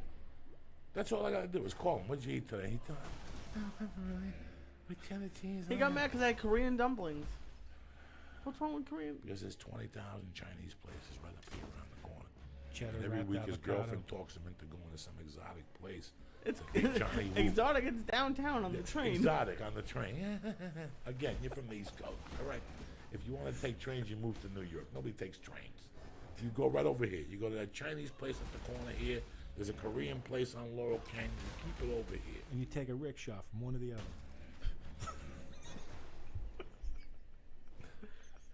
That's it. It's over. No more Subway for you. That's it. You've been eating Subway for too long. Your generation's fucking retarded. No more Subway. No more avocado. No more bacon on burgers. What is wrong with you fucking people? That's a double colonoscopy. What is that called? Like a double... If you wrote a sentence, what is that called? Redundant. Being redundant? Yeah, that's being redundant. Redundant. You know, and this shit with the clubs. Who eats a club sandwich in New Jersey? With avocado. You can't order a club sandwich on these You coasts just with had avocado. a club sandwich. I do not eat a fucking club sandwich. At the baby place. My wife ordered a fucking club sandwich. My wife went to the... but it was an East Coast club? Like It was an East Coast... White bread, toasted. It was a BLT club? Ton of mayonnaise. A sourdough. Crispy, almost burnt bacon. I'll fucking Thin stab you. Turkey. And lettuce, they squish it tomato, with a toothpick in the top. Triple layer. Triple layered, and it was tight up at the fucking... where the USC, the bowl is, across, they have the kid space. Oh, yeah, yeah. The kitchen was tremendous. My wife got that. She's right away, she's a fucking Gentile. You get a club sandwich, I was going to smack that. But, you know, what are you going to do? But then when I saw it, I'm like, holy shit, it looks like an East Coast BLT. Yeah. Toothpicks, raw toast. They cut it nice. Then Little triangles. But that shit you eat, chicken with bacon, avocado. I see you. I see you. The other night, listen to what happened. Twice already. Nice people sent us a Christmas present. $25 to go eat at fucking... What's the name of the place? A steak place, I forget. Yeah, you forget. Ruth Chris. Oh, that's nice. Both times, I offered him to him and his girlfriend. One night they were going to get pizza. My girlfriend wanted pizza. I would smack the fuck out of her. That's when I go to her, okay, I'm going to order you pizza, but I'm going by myself because you got to set your marker and enforce it later. She doesn't like steak. Why would I waste? Who gives a fuck what she likes? Who gives a fuck what she likes? They got fucking shrimp there. They got everything. They'd probably make you pizza. They got everything there. Ruth Chris. Look at the... The Joe Rogan Experience. This whole COVID and then the George Floyd protests and then the riots and the looting and everything like that really highlights how fragile our civilization is. Really shows everybody. Yeah. And how easily we are controlled through the media. Yep. Easily we're controlled. I try not to watch it anymore because, like, you're just getting brainwashed. And once you realize you're just being brainwashed, like, they just control how you feel about everything. They control, you hate this guy, change the other channel. No, that guy's a good guy. This guy's, fuck this guy. And it's just all misinformation. Yep. The WHO and Fauci, one day, don't do masks. You don't need masks. The next day, you need masks. Como needs 50,000... ventilators, and then puts them all in the nursing homes, and all the nurse people die. Yeah, but let's not talk about that. Yeah, that's the Cuomo nursing home thing. Is a giant scandal, man. He let those people go back to the nursing homes. They infected and killed thousands of people because of that. And so his numbers go straight up, you know. And then, like, why are we incentivizing? We even go into the code. I mean, why are we incentivizing hospitals to say that there were COVID deaths? What is the purpose of that? It makes no sense. I think the idea was because this was a new disease and they required more financially. It's more difficult to treat those people, that they allocated more money towards people that had COVID. Mm-hmm. But when you do that, you do incentivize people to mark deaths as COVID. Yeah, there's people that get shot and they were like, well, he had COVID when he died. But did they test him for COVID? Well, it doesn't matter. Just write it on there. But there are and also, then the numbers come out. Apparently, there have also been a bunch of people that died and weren't COVID tested that they do believe died because of complications of COVID too. So the idea is that it could even possibly balance it out. They don't know. But there are a lot of people that have, like, here's a deceptive one that I read. It was really fucked up. They were talking about this kid who was, I think he was 17, who died from COVID, and they said they said he was healthy. No other health issues, they said. But then you read the article deeper, it turns out he had diabetes. He had type 1 diabetes, and he was 400 pounds. And it's like, wait a minute, that's not no issues. These articles are full of shit, and they write those articles just so that you click on them because they get the fucking ad revenue from clicks. That's so they're incentivized to trick you into being scared. They're like, oh my god, a 17-year-old died? What happened? My 17-year-old can die. Holy fuck. And then you click on it, and if you don't read 6, 7 paragraphs into the article, you don't find out that this was a 400-pound diabetic kid that could have died from the flu 3 months earlier. Yeah. And it would have been the same shit. Oh yeah. So the numbers are fudged. So I don't want to believe your numbers. Don't come to me with more scare tactics about like the numbers are spiking. Well, you already said that 50% of the positives are false positives. Well, at least finally they're saying, when they say the numbers are spiking, I haven't heard the 50% are false I positives. got haven't heard a that. video. There was that chick that is with Fauci, the other one. She was saying 50%? Yeah, I don't know how old the video was, Probably but she said pretty that our testing is, we're coming up, and if you have 1% of whatever and we test it, then 50, about half of the positives are false positives. Jesus. And then I don't didn't wear notice. masks, and you have to wear masks. And they said the whole reason we have to flatten the curve is because it can live on anything for up to like 9 days, and even an asymptomatic person can still transmit it. Then it comes out, they say the exact opposite. Yeah, now they're saying asymptomatic people very, very rarely transmit it. I don't choose to believe that, Joe. I'm gonna believe what they told me the first time. There's a lot of people that do say that. Not the new facts that they have now. No. So we're still gonna wear masks all the time. Yeah, people get mad at you if you suggest differently. There's a lot of people that like being scared too. And they're like, fuck you, Love it. wear your goddamn mask. Love we it. need to protect people. Love it. But Well, meanwhile, if there's no police, who's gonna protect you who's gonna protect your family? Me. Meanwhile, these people weren't freaking out when you see these mass protests. And the spikes, guess what? Happened right after the protest. And at least they're saying that now. At least they're being forced into saying it's probably connected to the protests. Well, of course. Or it's just You one get more way human to contact. get people to let's scare them to stop revolting. Let's get them to chill out. Now COVID the numbers are spiking. spiking, guys. Do you think it's that calculated that that's what they're doing? I think there's a lot of calculated shit going on. There's too many weird things going on. I'm like, who's calculating it though? I think that it's Dr. Evil. I think it is. He's I think alive. that they're in like their thing, and next we're gonna launch the sharks with laser beams on their head. What happened to murder hornets? They came and went real quick. I was really worried about them. I was Aliens, like, bro. Fuck. I'm putting it out there. The Aliens aliens? will come. Well- Aliens are coming before the election. And Dave's like, listen, man, I got to do something. I got to figure this out. It's all been approved by the governor. Everybody's, distanced 6 feet apart. They all maintain social distancing during the show. They wear masks during the show. How long are What's we this? How long are we gonna keep doing this? Texas governor urges people to stay home as states report surges of new COVID-19 cases. Yeah, you want to see the photo of the Austin protest? You seen it? It's crazy. Austin, which is the most progressive city in Texas, had this insane protest, which, listen, I think is great. I do. I think it's great that people want to show solidarity, that people want to get out there and let everybody know that they're not down with police brutality, and that they're down with racial equality, and that you got all these thousands of people together to have the same positive message. I love it. However, that COVID doesn't give a fuck about racial equality or social justice. If you're not healthy, it's gonna get you. I don't know. And the cases spike. But the other thing about Texas is a giant percentage of it, I think somewhere in the neighborhood of 50%, is actually in prisons. So when they're talking about statewide issues, do you have an image? Because I can get an image for you. I got a good one for you. Oh, that's a good one. Yeah, that'll cause a problem. Look at all those fucking people. But one thing they have found out, if you guys are going to protest during the day. And this is why. There's been a new study that came out that said that COVID-19 dies almost instantly in contact with sunlight. Didn't Trump say that like 2 months ago, and everyone said he was crazy? No, he was saying like put light into the body. No, and he said inject 80 Lysol into degrees. your He day. said when the summer comes, the heat Yes, kills it. but it's not the heat. It's actually light. So the nighttime is just as dangerous in the summer as it is during the day. It's not heat. It's not a temperature issue. I'm sure some temperature kills it. Joe, this thing is not real, bro. No! This is not real, It's not bro. real? It's not Should we real. light a joint? It is the fucking flu. Yeah, We're going please, let's do it. Dude, it's not real. You don't think it's real?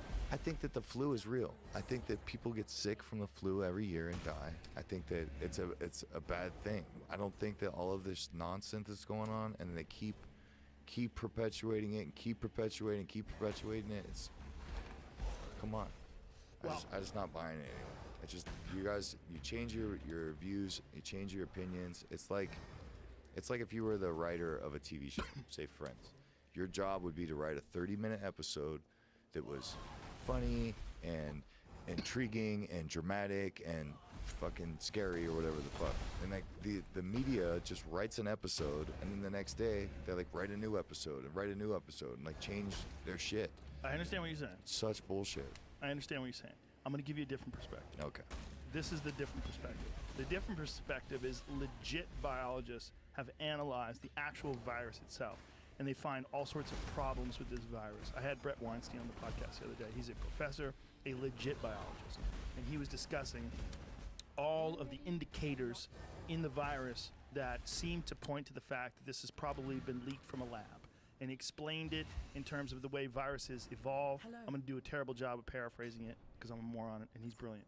But when he said in the long run, what he's basically saying is this is a very legit virus. It's very complicated because of the fact that it's been fucked with.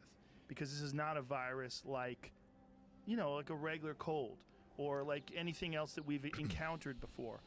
This is something that's really complicated and may have evolved because it came from a lab. His perspective is it may have evolved to transmit better indoors.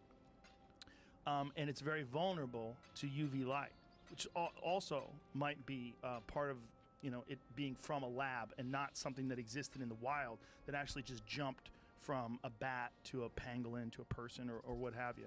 So legit scientists and biologists who are not a part of the narrative, they're not working for any government agency, they're not a part of the news media that's trying to transmit propaganda, they are concerned with it. And they're concerned with it for very specific scientific reasons. Now, me as a person who doesn't know what the fuck any of that stuff I just said means, really, I just repeat it. And it sounds like I'm smart. But the smart people actually are worried about it for very specific reasons that I can explain to you. Now, it's not vulnerable. For a lot of people, they're not going to be vulnerable. Like pro athletes. We were talking about those NBA players that get it. Mm-hmm. Listen, those are top of the food chain stud athletes. They shake it off. They're not experiencing any symptoms, over and over and over again. There's a lot of people that get it. Idris Elba shook it off. There's a lot of people that get it, shake it off. They barely get it. They barely even know they have it. But they're really robust, healthy people.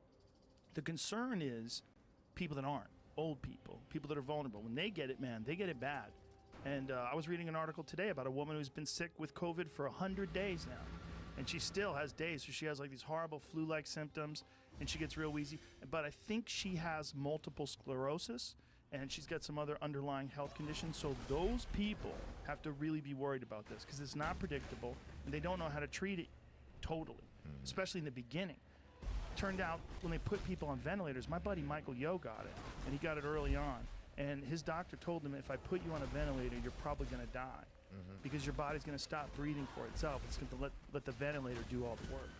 The ventilator, 90% of people put on ventilators. I think it's 80. 80% died. For anything ever die. Is that true? I don't know. That's what I heard. Sounds terrifying. Say 80%. So when the question is, when Como's like, we need 40,000 ventilators, because who are you saving when 80% of those people are going to die? The thing is, though, I think the ventilator, one way you could look at it, the ventilator is such a last-ditch effort that by the time you get to the... What is that? What do you Budweiser. Ice cold. Budweiser. Ice cold, delicious. Yes. Bud heavy for you, my friend? What a good man. He brings his own beer. You fucking stud. Come with all kinds of gifts. I brought you some Ignite stuff, too. Oh, nice. Dan Sims. Shout out to Dan Bilzerian. Tell me he's writing a book. I think he did write his book. Look at that. There you go. This is dog stuff, right? Yeah, that one's for Marshall. Oh, yay. He'll love it. My dog's been using it, too. It's really good stuff. Dan, everything's the best. Yeah, no, I'm sure. He's, it's funny how he's jumped balls deep into weed and CBD. Yeah. Oh, right. Look at that. Dog CBD. It even says it on there. I fucked up with CBD-MD and I took some of their dog CBD. It was delicious peanut butter flavor. I think it's fine though. I'm sure. Why not? What's the it's difference? just CBD, but they make it flavored for dogs. What's that? Cool ass More boxes. shit? Yeah. Look at this. Damn, go Zurich. Check this fella. What is the bull for? What is all that? What is the ram's head? I think it's a goat head. Seems satanic. I asked him once about it, and I Isn't can't it? remember what the answer was, but I think it's always been like his thing. That's like Satan, right? What is the one, the devil that has the goat head? Is it Beelzebub? Sounds good. It sounds like that would be correct. Thank you, Dan. Thank you, Satan. No? What is it? Which one? You gotta be careful. You know? You get people so high that they get super paranoid and they look down at that goat head. Baphomet. Oh, Baphomet. That's right. I've seen him on things before. That's like something Duncan would know a lot That's about. right. I was trying to think of Duncan and think of words he said. Yeah, come on, man. Yeah, that. Hey, Dan, why is that guy on the cover of your fucking box? Why is that goat dude with eagle wings? Goat dude, man. Oh, that guy's creepy as fuck with his pentagram on his head. Oof. Houston ICU capacity could soon be exceeded as COVID-19 hospitalizations worsen. And then all the videos come out, and it's like people going to the hospitals, and there's no lines that they're trying to make it out to be. You know, there's a lot of fuckery going on with this misinformation, and that's. There's a little bit of that I have a going hard on. time just There's a little bit of believing that. the newest of the new. But there's also real shit going on. Okay, Dr. Peter Hotez. He's been on the podcast before. National School of Tropical Medicine Diseases. Tropical Medicine at Baylor College of Medicine. He's a brilliant guy. Yeah, so the city of Houston, which is known for its medical schools, has a large concentration of beds and research hospitals and whatnot, and they're very close to running out of all of their ICU beds. He said he called on the state to reimpose more aggressive social distancing restrictions. See, he's not a foolish person. If he's saying this, he's a legit scientist and a doctor, and he knows a tremendous amount about diseases. I met him many, many years ago.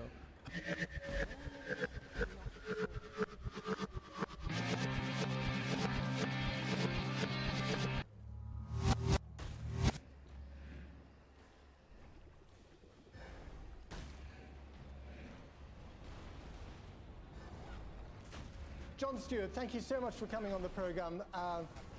Irresistible is genuinely an irresistible film, and we'll talk about it in a second. I just want to get your response very quickly to something that happened today, which is that John Bolton, another man who used to work for Donald Trump, got fired or resigned. We never know.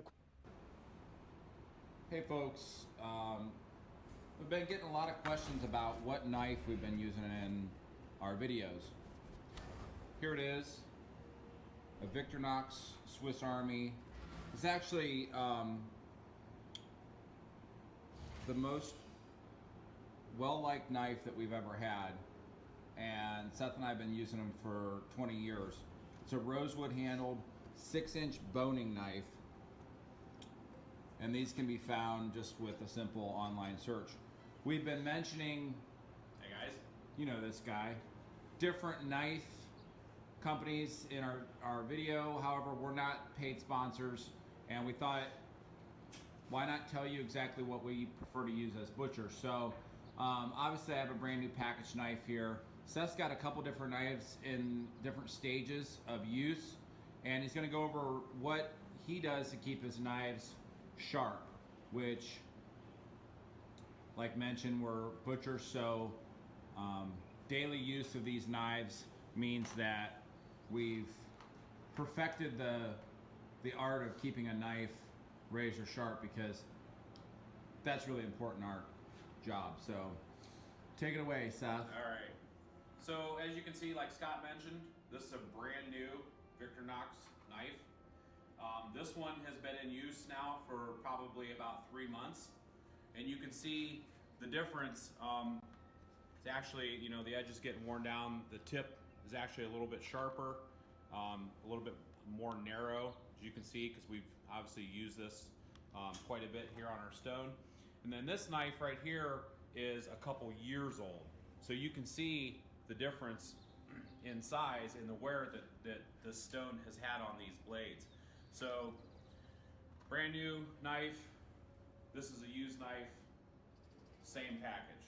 So you see how much of that blade's been taken away. And the only tool that we're using to really put a new edge on this knife is a stone. Our stone happens to be 3 different sides, coarse, medium, and fine.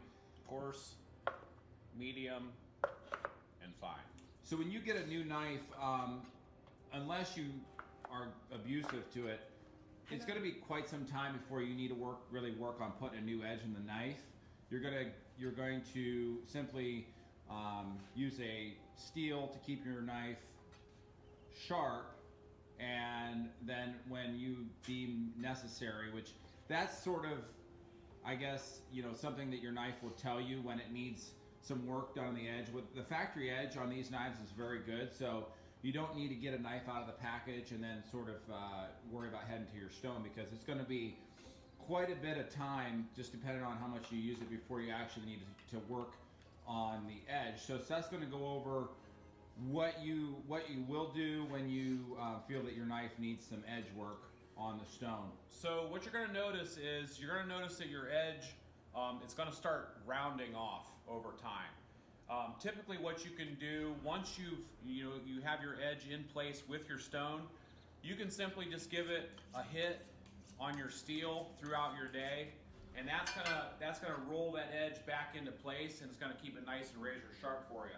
However, that technique eventually is gonna wear out.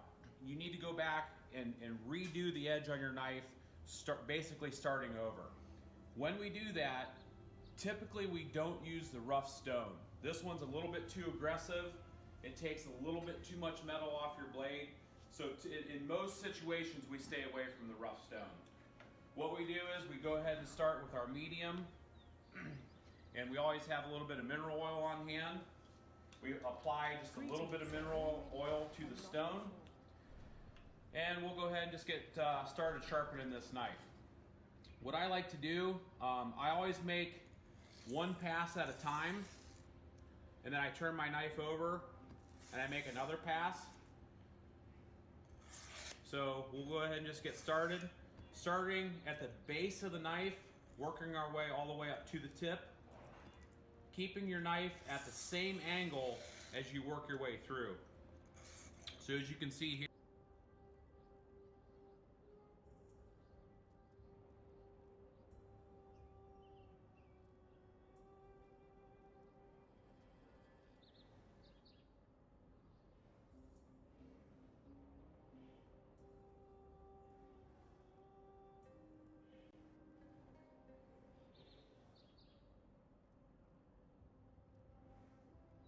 F1 is back.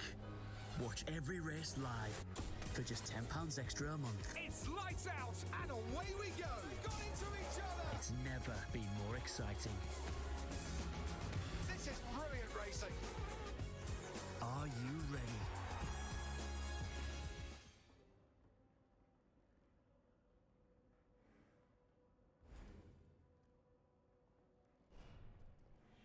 So I saw on your profile that you like to cook. Oh, I love it. This is my specialty.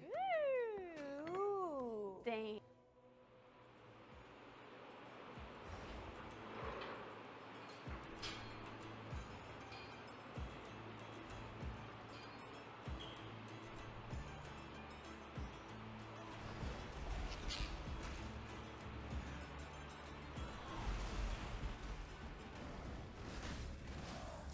Hey guys, Seth Perkins here, one of the bearded butchers at White Feather Meats. Today, I'm going to show you how we break down a lamb here at the shop. May not be how everybody breaks down their lamb, but this is how we do it. I was taught by an old French guy about 20 years ago this method, so we're going to show you our style. Come on, I'm going to show you how to do it. Let's go over the tools a little bit that I'm going to be using today.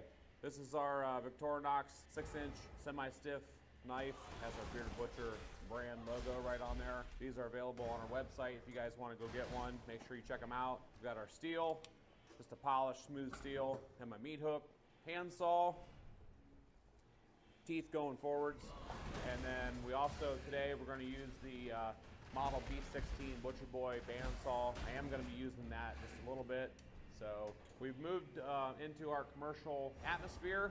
Machinery's dirty, so we're gonna use it. I'm gonna show you guys. All right, so the first thing we wanna do is we wanna break this lamb, the hind quarter off. So we're gonna separate this into primals. We're gonna do the hind quarter, we're gonna do the shoulder, and then we'll do the saddle. So we're gonna break it down into 3 separate pieces. On this hind quarter, you can feel right here is where the hip bone, the part of that front of that sirloin, where it stops and where it meets the loin. You want to start right there, and you want to cut all the way through, just like that. Then you want to grab your handsaw, making a very simple, clean cut to pull those hindquarters off the rear of this lamb. So we're going to go ahead and set that off to the side. We have the hind quarter. Now what I like to do is I like to reach up inside this lamb and I like to count 4 ribs. So once I've got my ribs, I go ahead and mark it with my finger. Put a little knife cut there in between those ribs. Cutting all the way through on one side. 1, 2, 3, 4.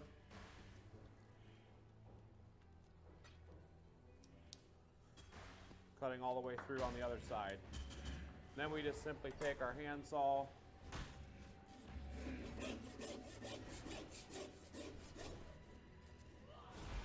We go ahead and remove the shoulder off this lamb. So now as you can see, what I have, lamb shoulder, saddle, and hind quarter. And now what we're going to do is we're going to go ahead and we're going to break down each individual section, and I'm going to show you how to do that. All right, so we're going to go ahead and start with the hind on this lamb first. I like to trim it up just a little bit here, pull these pieces off. And anything that I'm trimming off like this, we're going to set over here on our trimmings table, and then here in a little bit, we will go through it. We will cut some lamb stew, maybe some kebabs, and we'll trim this out for our ground lamb. So we're going to go ahead and set that over there for a second. Now we're going to go ahead and just break down this hind quarter.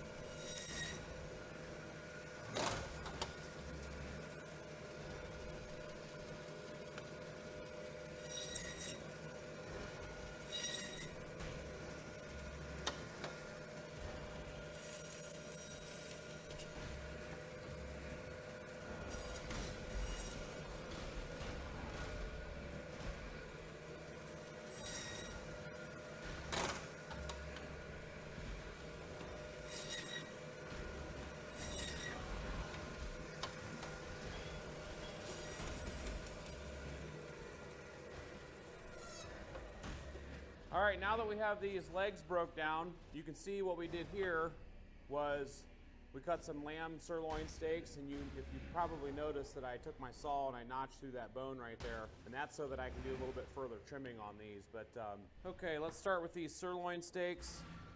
I made that notch in there with my saw. I'm gonna go ahead and just clean these up, make a nice presentable cut for the retail case. Leaving just a little bit of back fat on them, but not real heavy fat.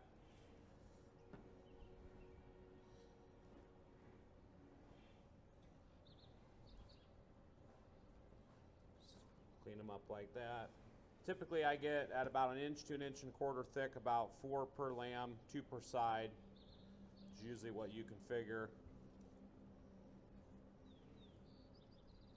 Some real nice cuts there. Then the rest of this, we'll go through it. We'll get some stew meat out of it, and some ground lamb, etc. So.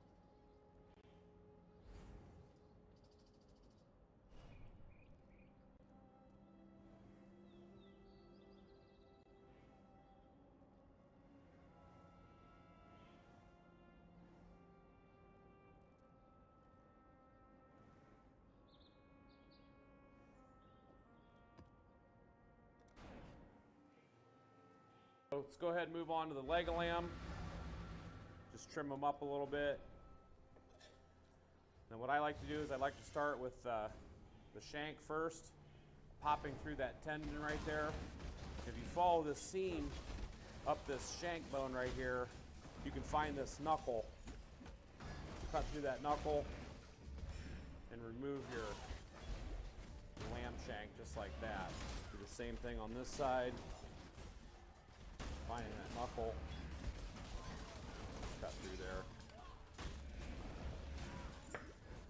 I'll take these and I'll cut the hocks off these with the bandsaw here in a second. So I'm going to show you a couple of different options that you can do with your leg of lamb. First one, I'm going to go ahead and remove this H-bone out of here. Using the tip of your blade. As you can see, I have my chainmail on today. If you're going to be cutting yourself or stabbing yourself anywhere in the midsection, it's going to be during this process while you're pulling a bone like this out at waist height. So just remember, wear the right protective gear when you're doing something like this. Go ahead and just pull that H-bone out of there.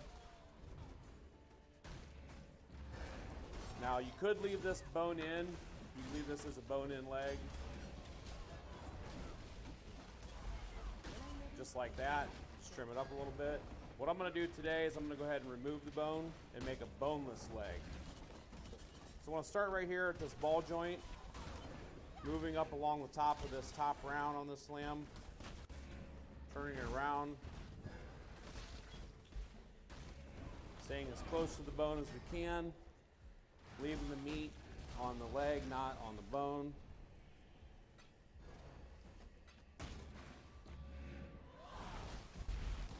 Just go ahead and remove that. Here again, we'll do some further trimming on these bones to get them all nice and cleaned up.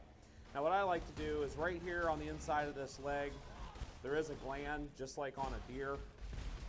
So I like to go ahead and get rid of that. So inside this little chunk of fat right here, there is a gland. So we're going to go ahead and just remove that piece out and discard it. So now we have a boneless leg of lamb that I'm going to roll and tie. And I'll show you how to do that here in a second. So I went ahead and made one leg of lamb boneless. This one, I'm going to leave the bone in it. I'm going to go ahead and cut it in half. You can see, real nice leg of lamb. Go ahead and move the bone dust off of it. Make a real nice leg of lamb roast. So we have one that's a bone-in option, cut in half. And this one, we're going to go ahead and roll and tie. I'll show you how we do that. I like to start in the middle of the leg, keeping everything nice and tight and uniform.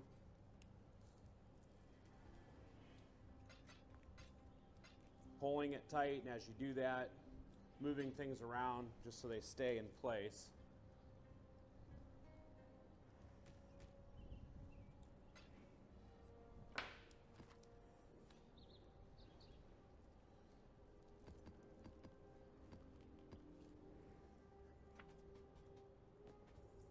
Hello.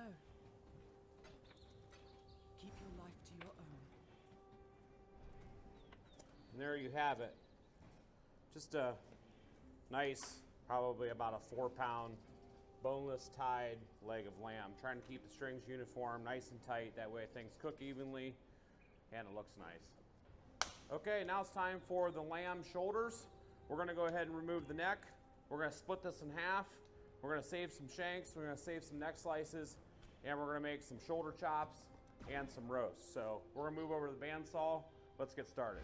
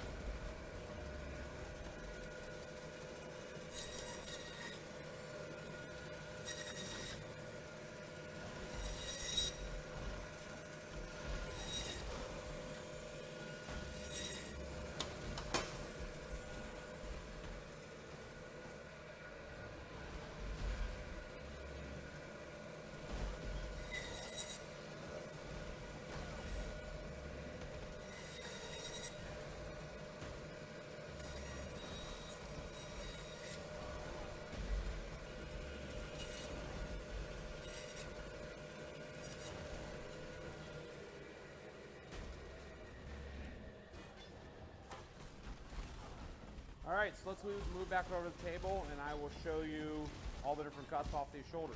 All right, now that we have our shoulder broke down, you can see made some real nice lamb shoulder chops. We did some neck slices, some more of your arm style shoulder steaks, and then some shoulder roasts, and then the foreshanks here. These are the hind shanks, these are the foreshanks. So now what I'm gonna do is I'm gonna go ahead and continue to break this down. Starting with these lamb slices, neck slices. I like to remove this yellow cordage out of the back of these. This makes a lot better cut, more presentable. Clean them up a little bit. Makes a real nice lamb stock, some stew meat. Certainly don't want to waste anything on this carcass. We're going to use everything that we possibly can. Got the neck slices done. Going to go ahead and finish off these shoulder steaks. We have the blade steaks here. Now we'll go ahead and do the arm steaks. Just trimming them up. Now we're going to go ahead and move on to the shoulder. Now this one, you can leave this bone in it, which we typically do for a real nice bone-in shoulder blade roast, lamb roast. So I'm going to go ahead and leave that one like this one today. You can remove this bone if you wish, but today we're just going to leave it like that. This arm portion, we're going to go ahead and take these rib bones off, When I'm ready and not clean it up just a little bit.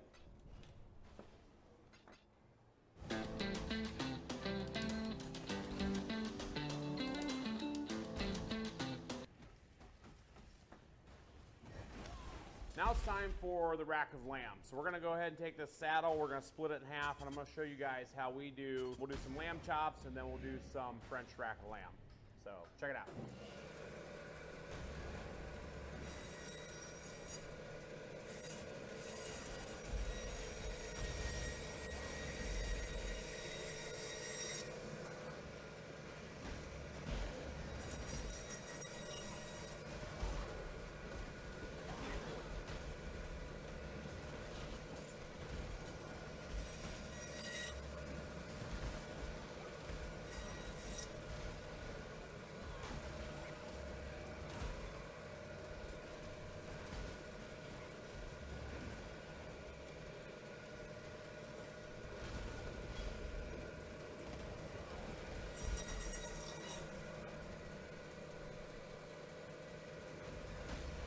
You want to have 8 ribs left on this rack. So count them down, 1, 2, 3, 4, 5, 6, 7, 8.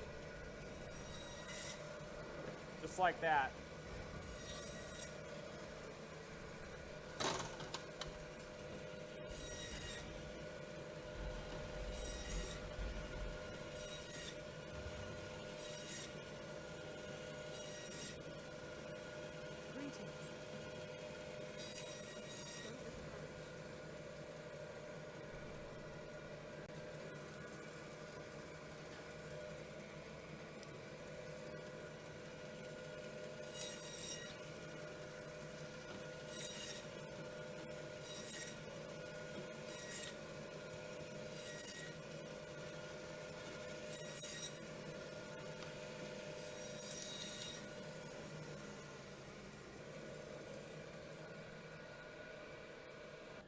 So we have 2 8-bone lamb racks.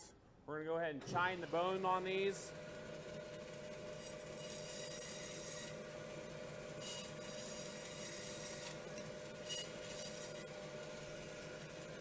Making sure you don't get into the meat right there on that loin.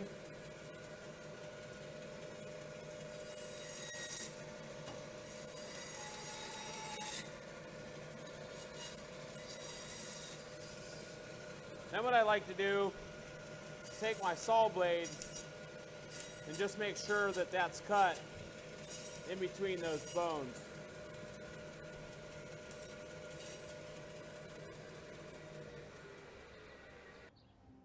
F1 is back. Watch every race live for just £10 extra. Now it's time for the French rack. Now that we've chined the bones on the back of this rack lamb, we're going to go ahead and remove those. Take this yellow cord out. Now what I like to do is I like to take my meat hook, get underneath this membrane on these ribs, and peel that membrane off. Just makes a nice, more presentable, more desirable cut in the end. Now what we do is we start right up here, and you can see where this loin eye ends. So you don't want to go any further, any closer to the loin eye than this. Start up here, cutting through this soft cartilage, cutting all the way across, making a straight line, and then simply taking your knife, removing this piece, which will go into your trimmings pile.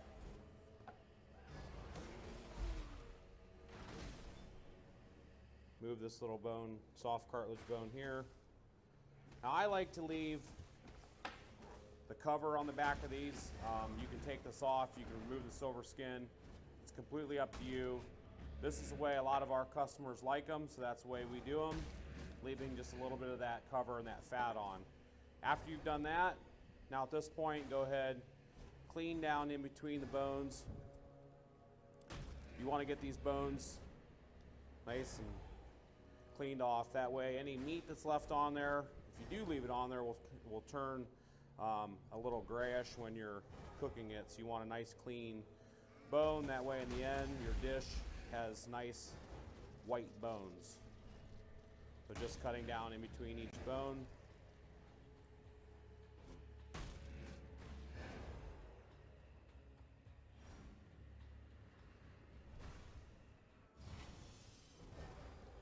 Make the bones even.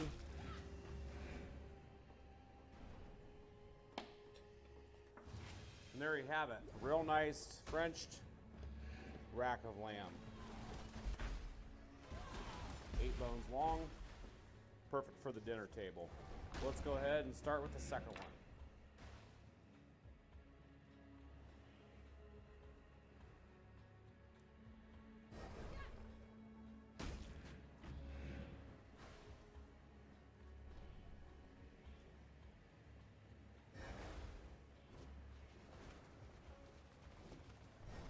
And there you have 2 very nice Frenched racks of lamb. You can also take one of these, you can tie it up using some string. Simply go in between each bone like this. You can tie it up, keeps everything nice and tight through the cooking process.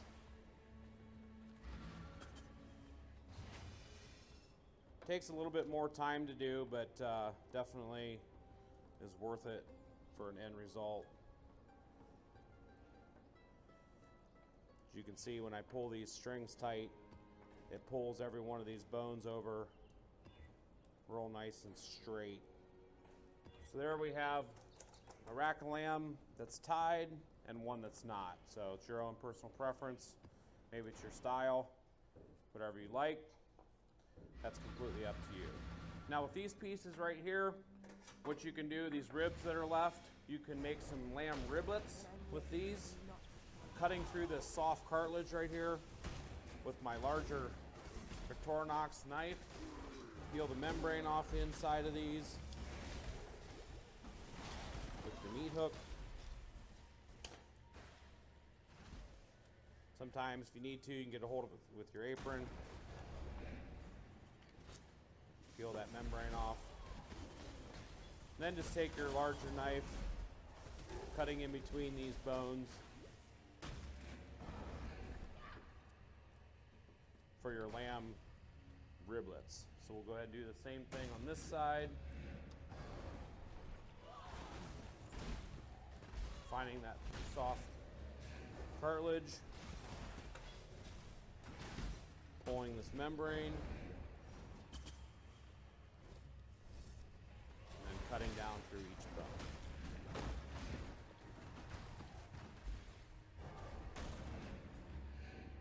Just like that. Okay, so far what we've done, starting on the hind quarter, we took a leg of lamb, we cut it in half, left the bone in. We did a boneless, whole, tied leg of lamb. We did our sirloin chops, cut about 1.25 inches thick. We did our loin chops, some real nice loin chops there. We did 2 Frenched rackled lamb off that loin also. One's tied, one is not. Off the shoulder, we did 1 bone-in blade roast. We did 1 bone-in arm roast. We did arm steaks. We saved some neck slices. We did a blade steak. So we have our blade steaks and our arm steaks here off the shoulder. We have our lamb shanks from the front, lamb shanks from behind. Then we also have some lamb riblets here, little riblets off the inside of those French racks. So those are all the lamb cuts. So go ahead and follow us to the boning table, and I'm gonna show you how to trim out the grindings, or the trim for the grindings on this lamb, so check it out. Now that our lamb's all cut, we have our trimmings pile left. So what we're gonna do is we're gonna go ahead and go through this, removing any excess fat, any gristle, any bone, anything like that. We're also going to be cutting some lamb stew meat. So we'll just put our trimmings into this tub, and we'll just slowly work our way down through here. You can leave a little bit of fat in this, but you definitely don't want to leave big chunks of excess fat or anything like that as you trim this lamb down. It helps when you're working on something like this to, maybe have a friend or a family member or something like that come in and help you, because they can be working on the trimmings pile while you're cutting the lamb. That's what we do here at the shop. But since we're doing the video today, I went ahead and moved from the actual cutting into the trimming. So we'll just work our way down through here, removing these bones, gristle, and excess fat. Now you can save the bones if you'd like. That's what we're doing with this little pile over here. We're gonna save those bones, make some stock, some lamb broth, save them for the dogs, whatever you wish. You can definitely spend, as much time on this as you'd like. Some people might, go through it and just pick every possible thing out that they can find as far as every little speck of fat. Main thing is remembering excess fat, gristle, and bone is what you want to remove. One piece at a time, working your way down through, getting the bones as clean as possible, and moving on to the next one. Okay, so we went ahead and we got all of our trimmings into our lugger here. We're now going to dump it into our grinder. As you can see, these are real nice pieces of lamb, not a lot of excess fat, no bone, no gristle. So we're gonna go ahead and put it up in our grinder, and we'll show you that process. So now we're going to run this through our Butcher Boy grinder. We have a coarse plate. We're gonna go through the coarse plate into our finer 1/8 inch plate, our mixer grinder, and from there we'll bulk it out into some nice ground lamb.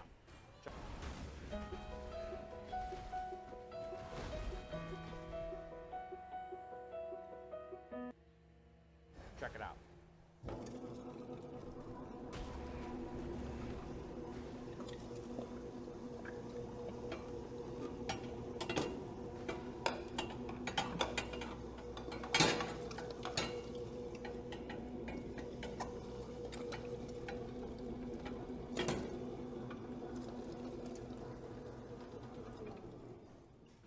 So as you can see, we have a coarse ground lamb.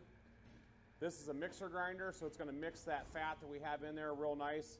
And then at this point, we're going to run it through that 1/8 inch plate, out through our bulker, and onto our tray.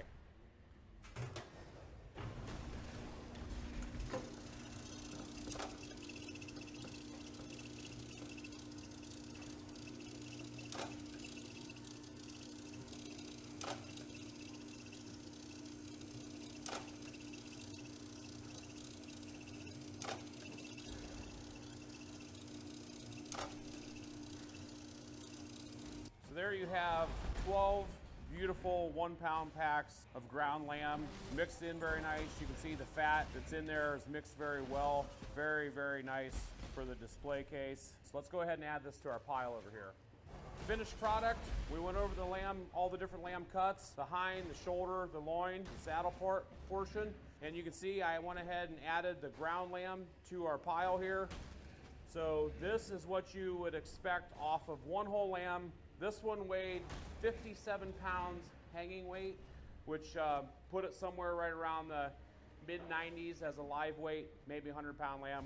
What we're left here, finished weight, I suspect we're somewhere in the 35 to 40-pound range. We have 12 pounds of ground lamb. I didn't weigh all these cuts, but we're going to be somewhere in that range of about a 65 to 70% yield. Finished weight on the table, ready to display and sell to our customer. This is a local lamb harvested right here on site, raised by family. We handled the whole process, start to finish, USDA inspected. We dried it in our cooler. Now we cut it. Now it's ready for the case. Hopefully you guys enjoyed the video. Stay tuned for more, and don't forget to subscribe. We keep it current in here. You know, we try to, and this was something that was really, I talked a lot about it. I thought he wouldn't get convicted. Really? Yeah. Yeah, I thought rape is very hard to prove, and especially when you have women protecting you. Like if you get women attorneys, fucking women turn vicious on women.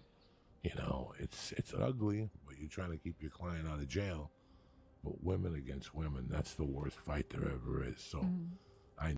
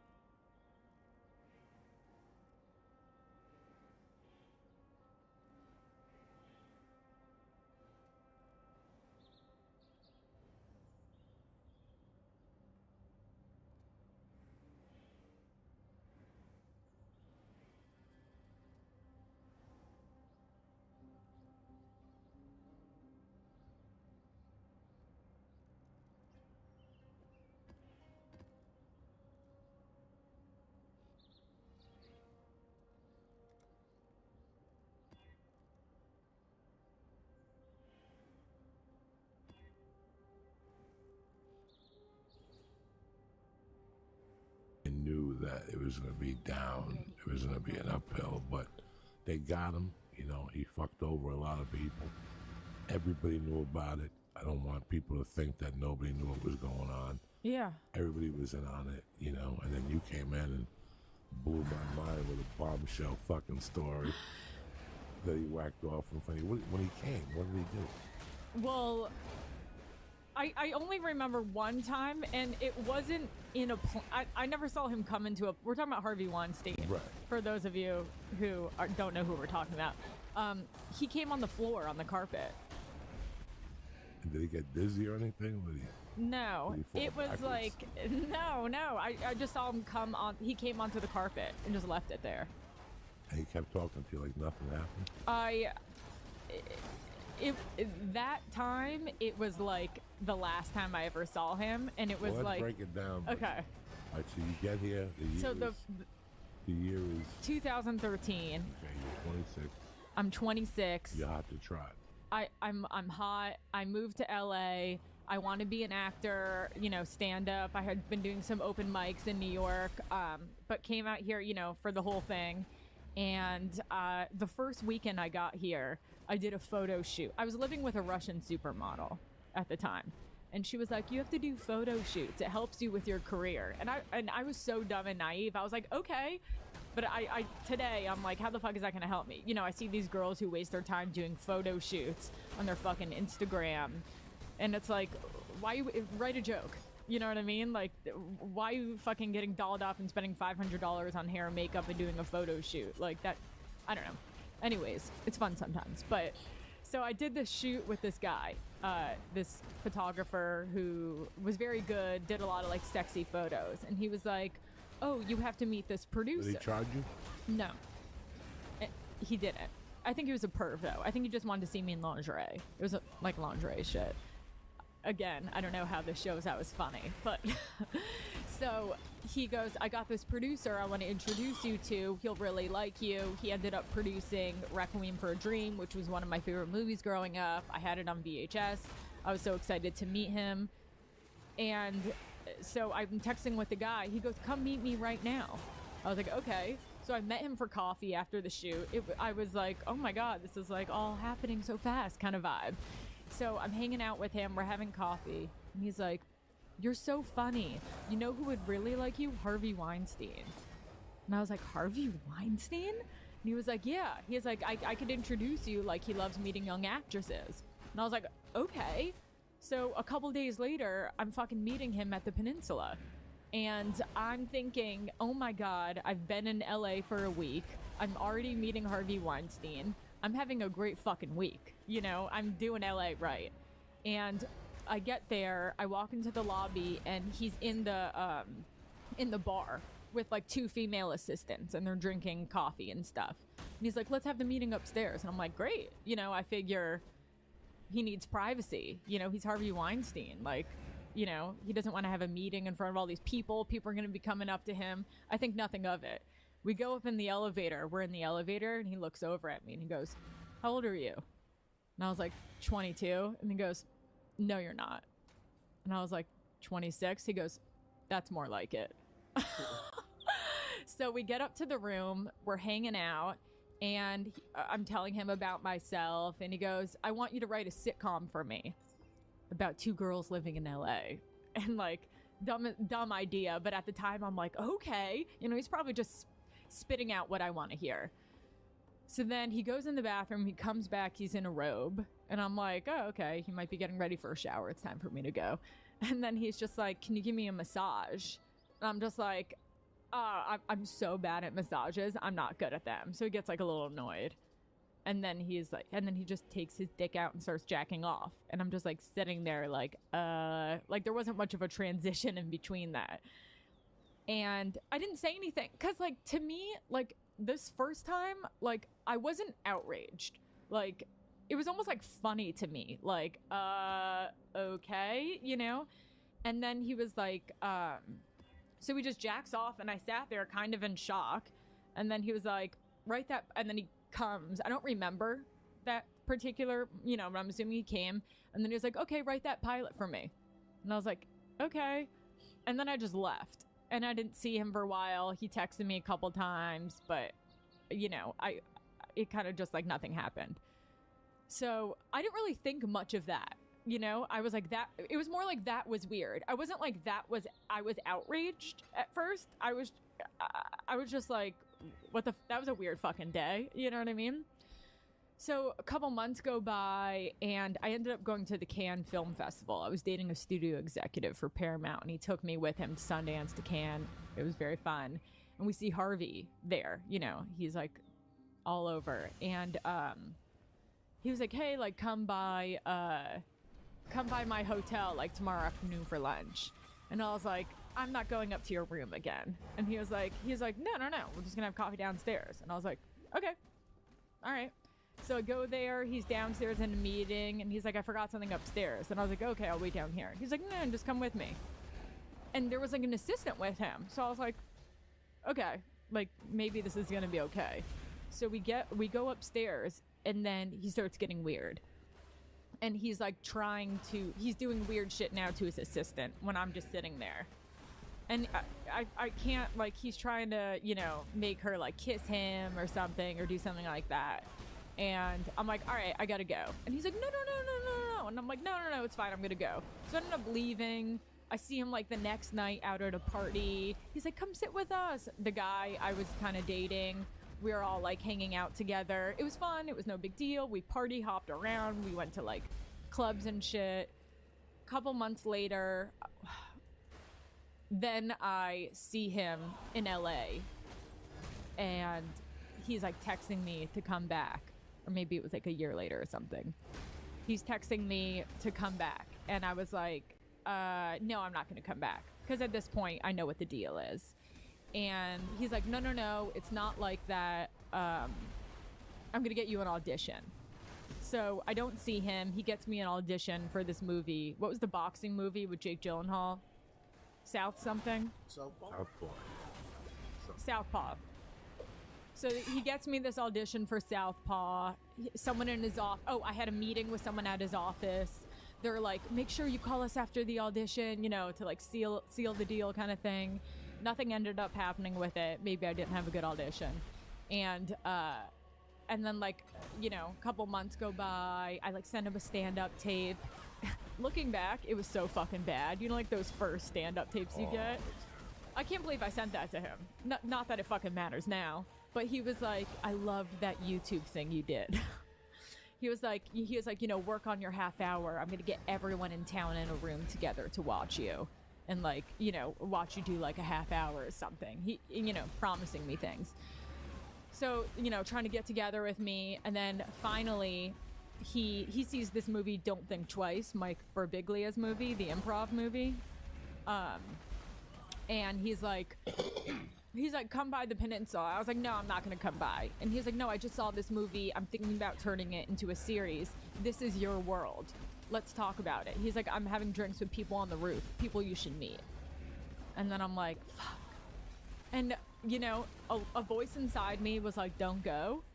But I was like, I don't know. At the same, I was like, I have to see. I don't know. I was dumb. I look back and I feel bad for my younger self. That I you know, fucking dumb. So I get there, I go up to the top floor where everyone's supposed to be for drinks. He's outside the elevator. He goes, we're going downstairs. I was like, no. I thought we were going outside. He was like, we are. But I forgot something downstairs. Just come with me. And I'm like, no, I'll wait here. And then he does like the dick like thing when he's like kind of like condescending, like I'm dumb. Like, no, just what are you doing? Like, come downstairs. And I'm like, okay. You know, I was like nervous. And then we go down there and he's like, come sit with me on the bed. I was like, no, I don't want to. And I had like an attitude this time. Like I was fucking done with his shit. And I'm like sitting on the couch, and then he walks off into the other room, comes back completely naked. And I'm like, I'm going. And he goes, no, come over here. And I was like, no, I'm leaving. And then he grabs me like this. He goes, just stand next to me in front of the mirror. And he pulled me, made me stand next to him in front of the like long bathroom mirror. And he fucking jacks off and comes all over the carpet. And then I grabbed my purse and I left. And I like got my car and was like hysterically crying. And just like my life changed after that day, because I just never made a dumb mistake like that again. And like, I get all of that is like, all of that is crazy. Like I look back and I'm like, how could you be so stupid? But I was. I don't know what I'm an addict. Like I'll do the same thing over and over again, expecting different results. Like I'll put my hand on a fucking hot stove like 5 times before I'm like, okay, I keep getting burned. So that's like basically the gist of what happened. And then, you know, a couple years went by and all this stuff started coming out. And I felt like really emotional about it. And everyone's like, come forward. And I paused on it for 2 days. I called up someone at the Washington Post who was writing a big article about it. And I told her my story. And then I was a part of all of those like little articles. All these different news sources picked it up. And while all of that was going on when it first happened, I felt like very emotional over it. It felt like it brought up a lot of trauma for me. And I was like a wreck. Like, I just like, so then I just stopped talking about it. And people would always, you know, since then, for the past 2 years, people have been messaging me about it. Or maybe the past 4 years, I think now. Or 3, however long it's been going on for. Have been messaging me, trying to get me to talk about it. And truthfully, I never wanted to talk about it again. And I never like, because I just felt, for one, embarrassed. 2, I didn't want to like bring up the trauma again. But this morning, when I saw that he was guilty and in jail, I felt like a little bit of freedom that I could talk about it today on the pod, you know? But like, I don't know. That's basically it. Now, here, let's take this a little bit deeper now. Let's say you would have run home that afternoon and called the cops and said, I just went over to Harvey's. He jerked off from in front of me. They would have written up a report, and you would have never heard from them again. How many girls do you think that happened to in Beverly Hills or in LA? Yeah, I don't. It happened to you just in a week. Yeah. Think of what he was running with and what he was playing with. I thought he would get acquitted or beat it and then write a book about the girls that did sleep with him. Who in Hollywood did sleep with him. Like that would be his next move, to really say a fuck you to Hollywood. Let me tell you who did sleep with me. Let me tell you who doesn't deserve this Academy Award. Yeah, like I'm sure there's so many other people. No, I heard that there were. But here's what to add to this. Like, you know I love you to death. Yeah. But you're a woman of the world. Yeah. You know, this ain't your first rodeo. Oh, and it, yeah. I mean, you're New York City trained, fucking mafia club danced. Yeah. I came from that world, so this wasn't as shocking to me until the third time when it just wrecked me. But here's the other thing that I'm thinking about. Like, this is why I hated that desperado feeling. Like, that feeling of succeeding here. Because it does make you do things like that. How many women, if he got one woman a day to go up there, the odds are in his favor. 3 of them are going to suck his dick. Yeah. Oh, I'm sure it was a weekly and thing. And 1 week, 4 of them are going to suck his dick. But it's going to go from 3 to 4 women a week if he brings one up there every afternoon. What if he brings one up there every night? Yeah. Goes to a party. You know, the Annabella score. You know, I mean, when it comes to Hollywood, all bets are off. Because this could have never happened anywhere else. Except here. Where you go back to a party and he re-rapes you. It was just too much. Yeah. It was just too much. But this could only happen here. Yeah. This could only happen in this type of, like, agent sent you to meet with him. Yeah, this really big producer, a separate guy, set me up at a meeting with this really big production company who made every, like, awesome comedy that I grew up on. And I had a meeting with the development executive. And I walked in there and he goes, "Are those your real tits?" And I was like, "Yeah." And I thought this was a professional meeting. And this was in his office with people like walking around on the other side of the glass. And he goes, "Stand up, do a little spin. I want to see your body." I was so fucking shocked that happened. That felt like, you know, like I've had like millions of things like that happen in my first year here. And then it like broke me and something snapped and I was like, never again. And I'm a little grateful in a way because it kicked me into high gear and I've never worked fucking harder after that, you know? And I was like, I'm doing the dumb girl thing where I think if I have a meeting with someone and something gets handed to me because I'm cute, like, it's like, no, do the fucking work. Like, it's not like I wasn't doing the work, but it was like a mindset switch, you know? It's fucking crazy. Yeah, it's like, you know, girls being like always handed free drinks and you're just like one of those dumb girls, you know, fast life, and then like reality sets in and it's like, okay, I can't live like this anymore and like be a part of that like mentality and scene of people who operate like that. You know what I mean? Yeah, but it's not just girls. Like, if Harvey Weinstein was gay, and I invited straight guys up there. Yeah. There'd be hundreds of straight guys. No, like it's because you think your dream's coming true, so you're willing to. Yeah, it feels like, you know, I know I'm from New York, I'm smart, but like I could be, you know, I was so dumb. You know, it felt like I was right out of fucking Wizard of Oz. Like, what? Huh? Like, it's weird. It's almost like, I don't know if it's like denial or like just hopeful that something else, this isn't it. It's crazy.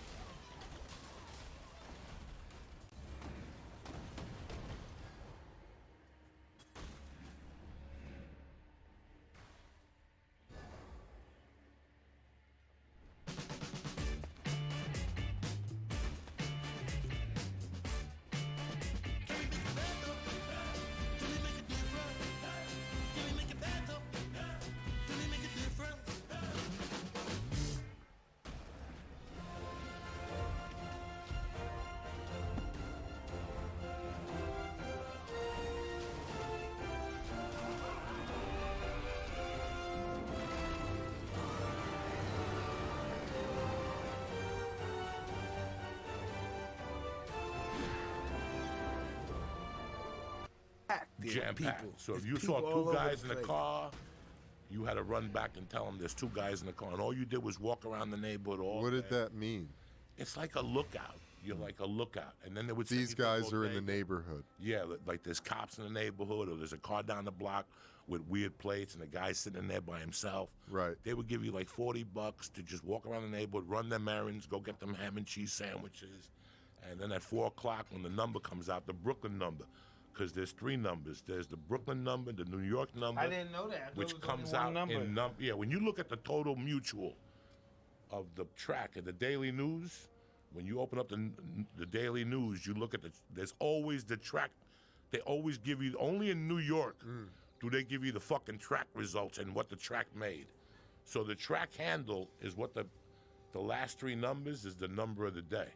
So you could bet that number, you could bet it by the number.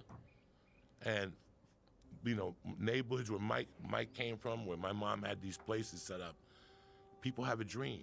They have a job, but they have a dream. Did anyone ever try to tell your family? No, that wasn't the number 3 came out. Yeah. That bullshit. But no, but when you take the number, there's a receipt. If you take a number face to face, I have a receipt that goes 3 ways. It's a white copy, a pink copy, and a blue copy, and you got to initial it before you give me the $3. Brooklyn's always some slick shit. Somebody trying to do. People would try, and even on the phone, people would call and go, "No, you gave me a 10-timer. Let's go to the tape recorder." There's not a bookie that doesn't tape his phone calls. They all type their phone calls. So if you come back at them and go, "You called in a 250 timer or $300," Yeah. There's always some slick shit. Always some slick shit. It's insane. I was born in New York in '87. St. Vincent's.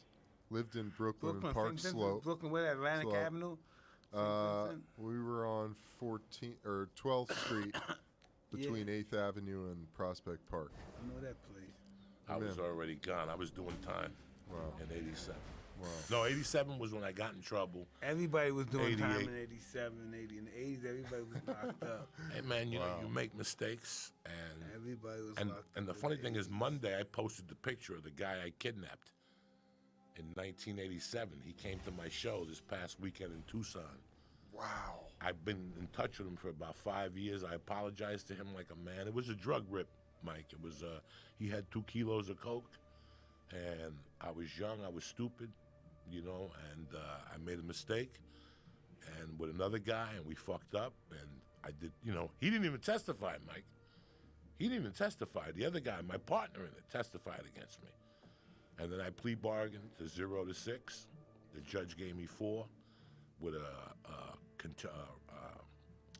and Cordy told me to fucking come back in 120 days. And if I behaved myself, he'd reduce my sentence, and they cut it to community corrections. And that's the hardest thing I went through. Prison ain't hard. It's that community corrections. That's how they hang you. Because you can't do shit. One mistake. You can't be in a bar. Your life is 6 to 6. You know, basically you have to live under a strict life, and even then, like I said, I was. And if your friend's a felon, he better walk right by you. He better not slap you can't five. talk to him. You can't. Yeah, you better not say, "Hey, man, I'm glad to commiserate. see you." You better just walk right by you. It's a hard life at that point. But you know what, man? I did it. I paid my debt to society. You know, I got divorced. I fucking lost everything. I started again. And the only thing that I could think of was comedy. And I just wanted to be a regular comedian. I wanted to hide. And I ended up in Los Angeles. And the next thing you know, I was like Richard Gere in Office and a Gentleman. I had nowhere else to go. Mitzi Shore, God rest his soul, gave me spots. Then a dude, Joe Rogan, he came into my life. And he taught me how to be a professional, you know? And here we are, 27 motherfucking years later. Comedy saved my life. You ever think about doing residencies in like Vegas or anything? I just did Treasure Island Friday, and it was awesome. tremendous. I really liked them. I did the South Point before. They were very nice also. But it's time to, move on up a little bit. I'm 56. I got one foot in the grave, one a banana peel. I got a lot of life left in me, dog. I got a lot of life left in me. So I still do my little every 2 weeks on the road. I got the podcast. I got the kid. I got to talk to you about something real quick. I taped my kid. I'm Cuban, and Cubans are very proud of their boxers. So I taped my kid hitting the mitts, and I sent it to my uncle. He's 80. And my uncle came back. He goes, "You tell that fucking teacher of hers that we're distant cousins of Kid Chocolate." Yeah. Right? So I know that part of your fucking genius is that you watched a lot of tape. There ain't nobody that can tell you a story about a fight. His name is Eligio Sardinas. Sardinia, compadre. Sardinia, you know what Sardinia means in Spanish? It's Spanish name, but that's from Spain, Yeah, right? no, Sardinia means, what are those things that you eat in prison? Sardines. Sardines. Yeah. So Sardinia, yeah. Kid Chocolate, Sardinia. When you're in New York, and I lived in Union City, is the second biggest Cuban population in the country. A big shout out to Lucio Fernandez. And before you got into a fight when you were Cuban, the first thing you told the motherfuckers, listen, before we box, I just want you to know, my cousin's Kid Chocolate. Really? Are you serious? No, but it's a fucking island. We're all cousins. I did the 23andMe. I'm 40% African. What the fuck? But I'm just saying that the fact that he was that popular, Kid Chocolate, really. He was that popular. Yeah, I remember. I watched a lot of films about him. That's why I knew his name. How good was he? He was magnificent. Did he really fight 25 times in 1 year? Listen, I wouldn't doubt it. Listen, he had 100 amateur fights in Cuba, and he was undefeated with like 85 knockouts. Is that true? They said they redid it. The historian went in, No, and he he only had 50 Dick, knockouts. let me tell you something about Kid Chocolate. Drop it on me. I'm Let me fucking tell you excited. something about Kid Chocolate. Some things are not something. Kid Chocolate was very promiscuous. And he fought like he had a lot of disease, like venereal diseases and stuff. I believe that's how that probably he got sick and stuff. He got sick from venereal disease and stuff. These are the legends that I wrote, that I read and stuff. And I saw pictures of him. I believe it was what year was it? It was something happened at the I watched it on television.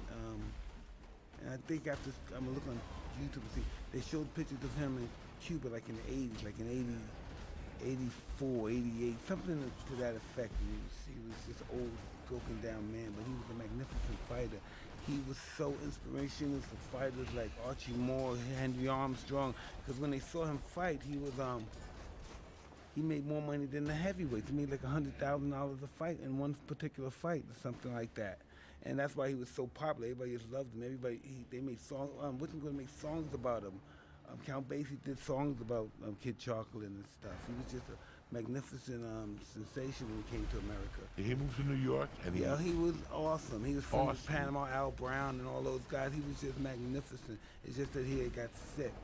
Did you watch a lot of tape on him and I study watched him? everything. I watched him fight Fidel Barber. I watched him fight all those guys that he had. He was a magnificent fighter, man.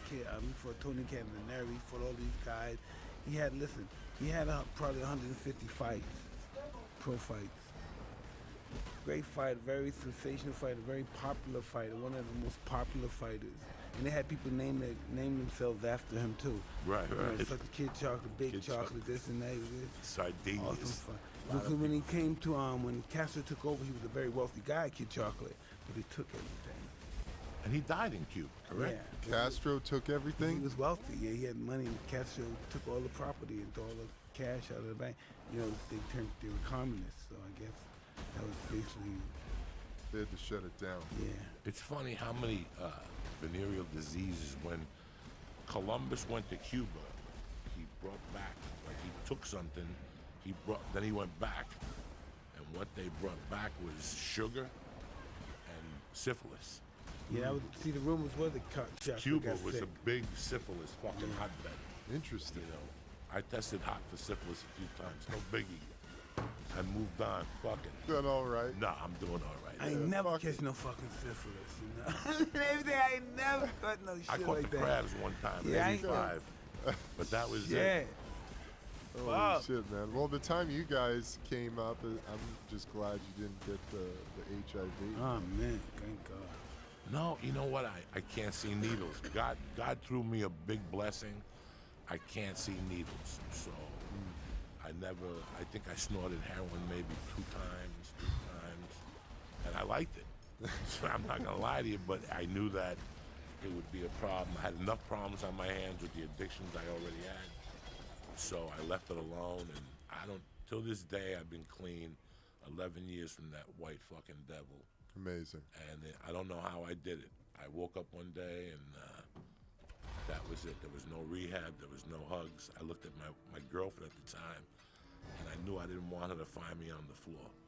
There's some people, like you and me, we're born to find motherfuckers on the floor. Last week, my friend on the floor. So OD'd. I'm sorry to hear that. So in see, Brooklyn, OD. Sorry, on the Mike. floor, on the floor. there's some people who aren't cut out for that. It'll change their whole life. My wife is from Tennessee, good family. I didn't want her to find me on the floor. And one day I just stopped. And I keep the reefer because it keeps my mind back on the street and who the fuck I was. That's the last thing I do because it's my teddy bear, Mike. I started smoking chocolate tie in 1980 and, gold. That was a good year, Oh my God, Bed-Stuy, chocolate tie up there. Short-ass jeans, that shit would baby. fucking kill you. So I always kept marijuana. I don't like the word sober. It makes people edgy. People that live sober, they have to hide or something. I don't like the word sober. Well, I got to tell you something. Go ahead. That I just read in this book, How to Change Your Mind by Mcclellan. It's all about psychedelics and LSD and psilocybin. And he talks about in there how one of the main AA founder, Bill Wilson, he had they talk about in the 12 steps, they talk about having a spiritual awakening. Bill had his spiritual awakening in a guided trip on this stuff called belladonna, which is like a hallucinogenic compound. And he was a huge believer in the idea that LSD could cure alcoholism. He was a big believer in psychedelics. It kind of blew my mind. I knew that too. Because what it does, these things are different.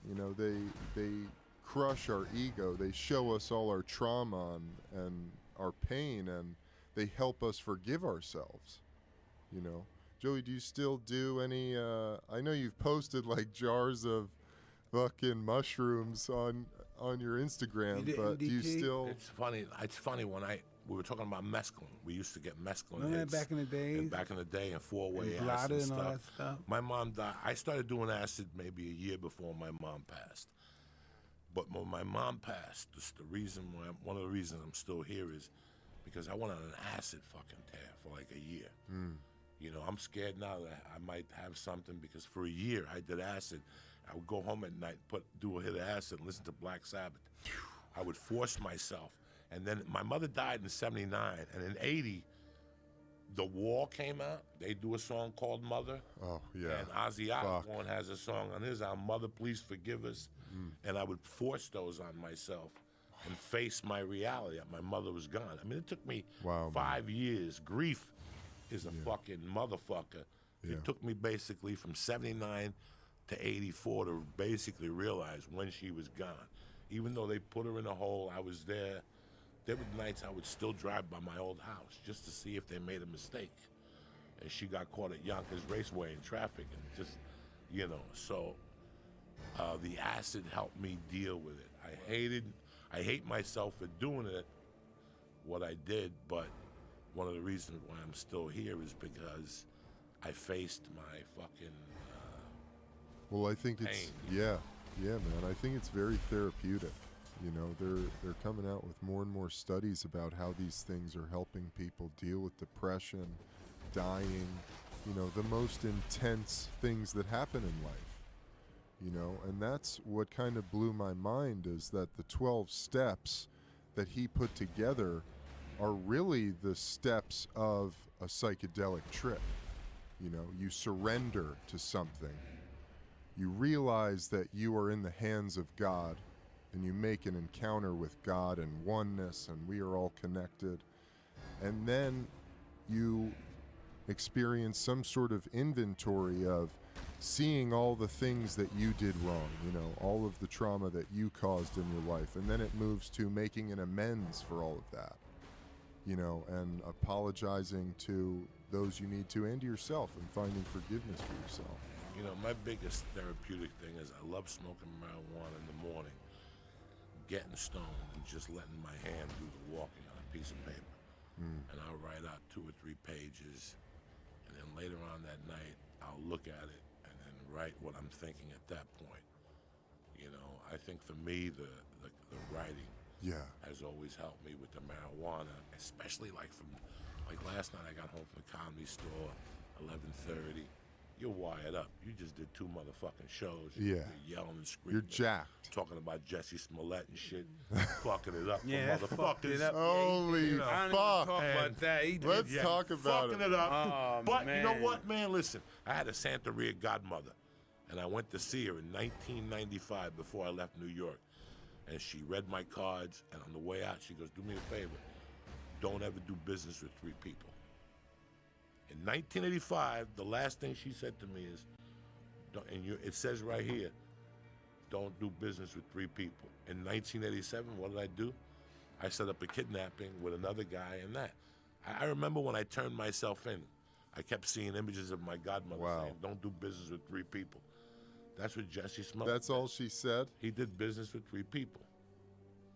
That's it. And 2 could always turn on you. And that's exactly what happened. And only one gets to keep a secret is 2 of them are dead. That's it. Only dead men tell tales. So it's really weird that you saw what went down. You can't believe it, but I don't blame it on Jesse Smollett.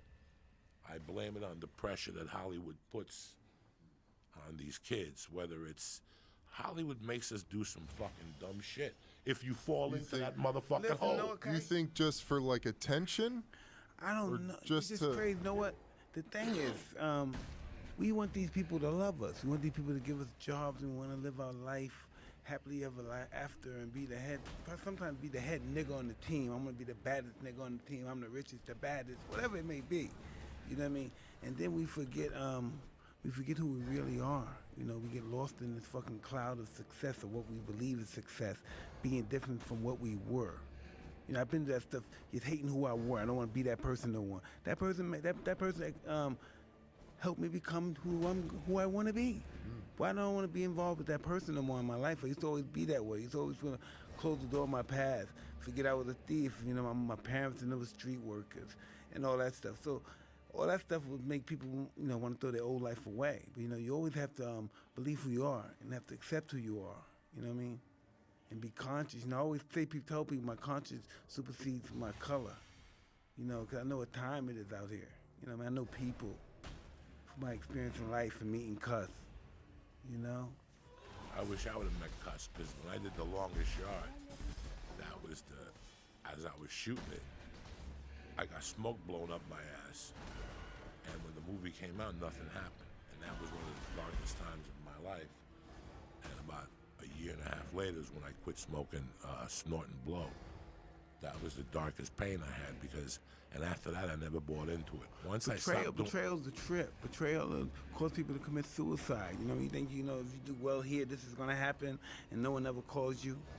You know what I mean? They tell you all these stories that you do this, you sign this, this is going to happen, this, but it never really happens to the degree which they tell you it's going to happen, you know? Or your mind plays tricks on you, you know? I never One thing I never did was sell my soul. I knew who I was. I knew where I came from, and I kept it in the back of my mind. And that helped me. After the longest yard, I had my little bout with my shit. And like I said, November 2007, I just stopped. I had to get a movie, and the producer said to me that my reputation preceded me, that before I accepted this movie, that I knew I had to be on the set every day, and they knew I had some type of drug problem, so it embarrassed me so much. I said, I got to give this up if I want to move on, you know. And but I could look Mike in the eye, I could look myself in the eye every fucking day and know that I did this comedy game. I didn't have to sell my soul, you know. That was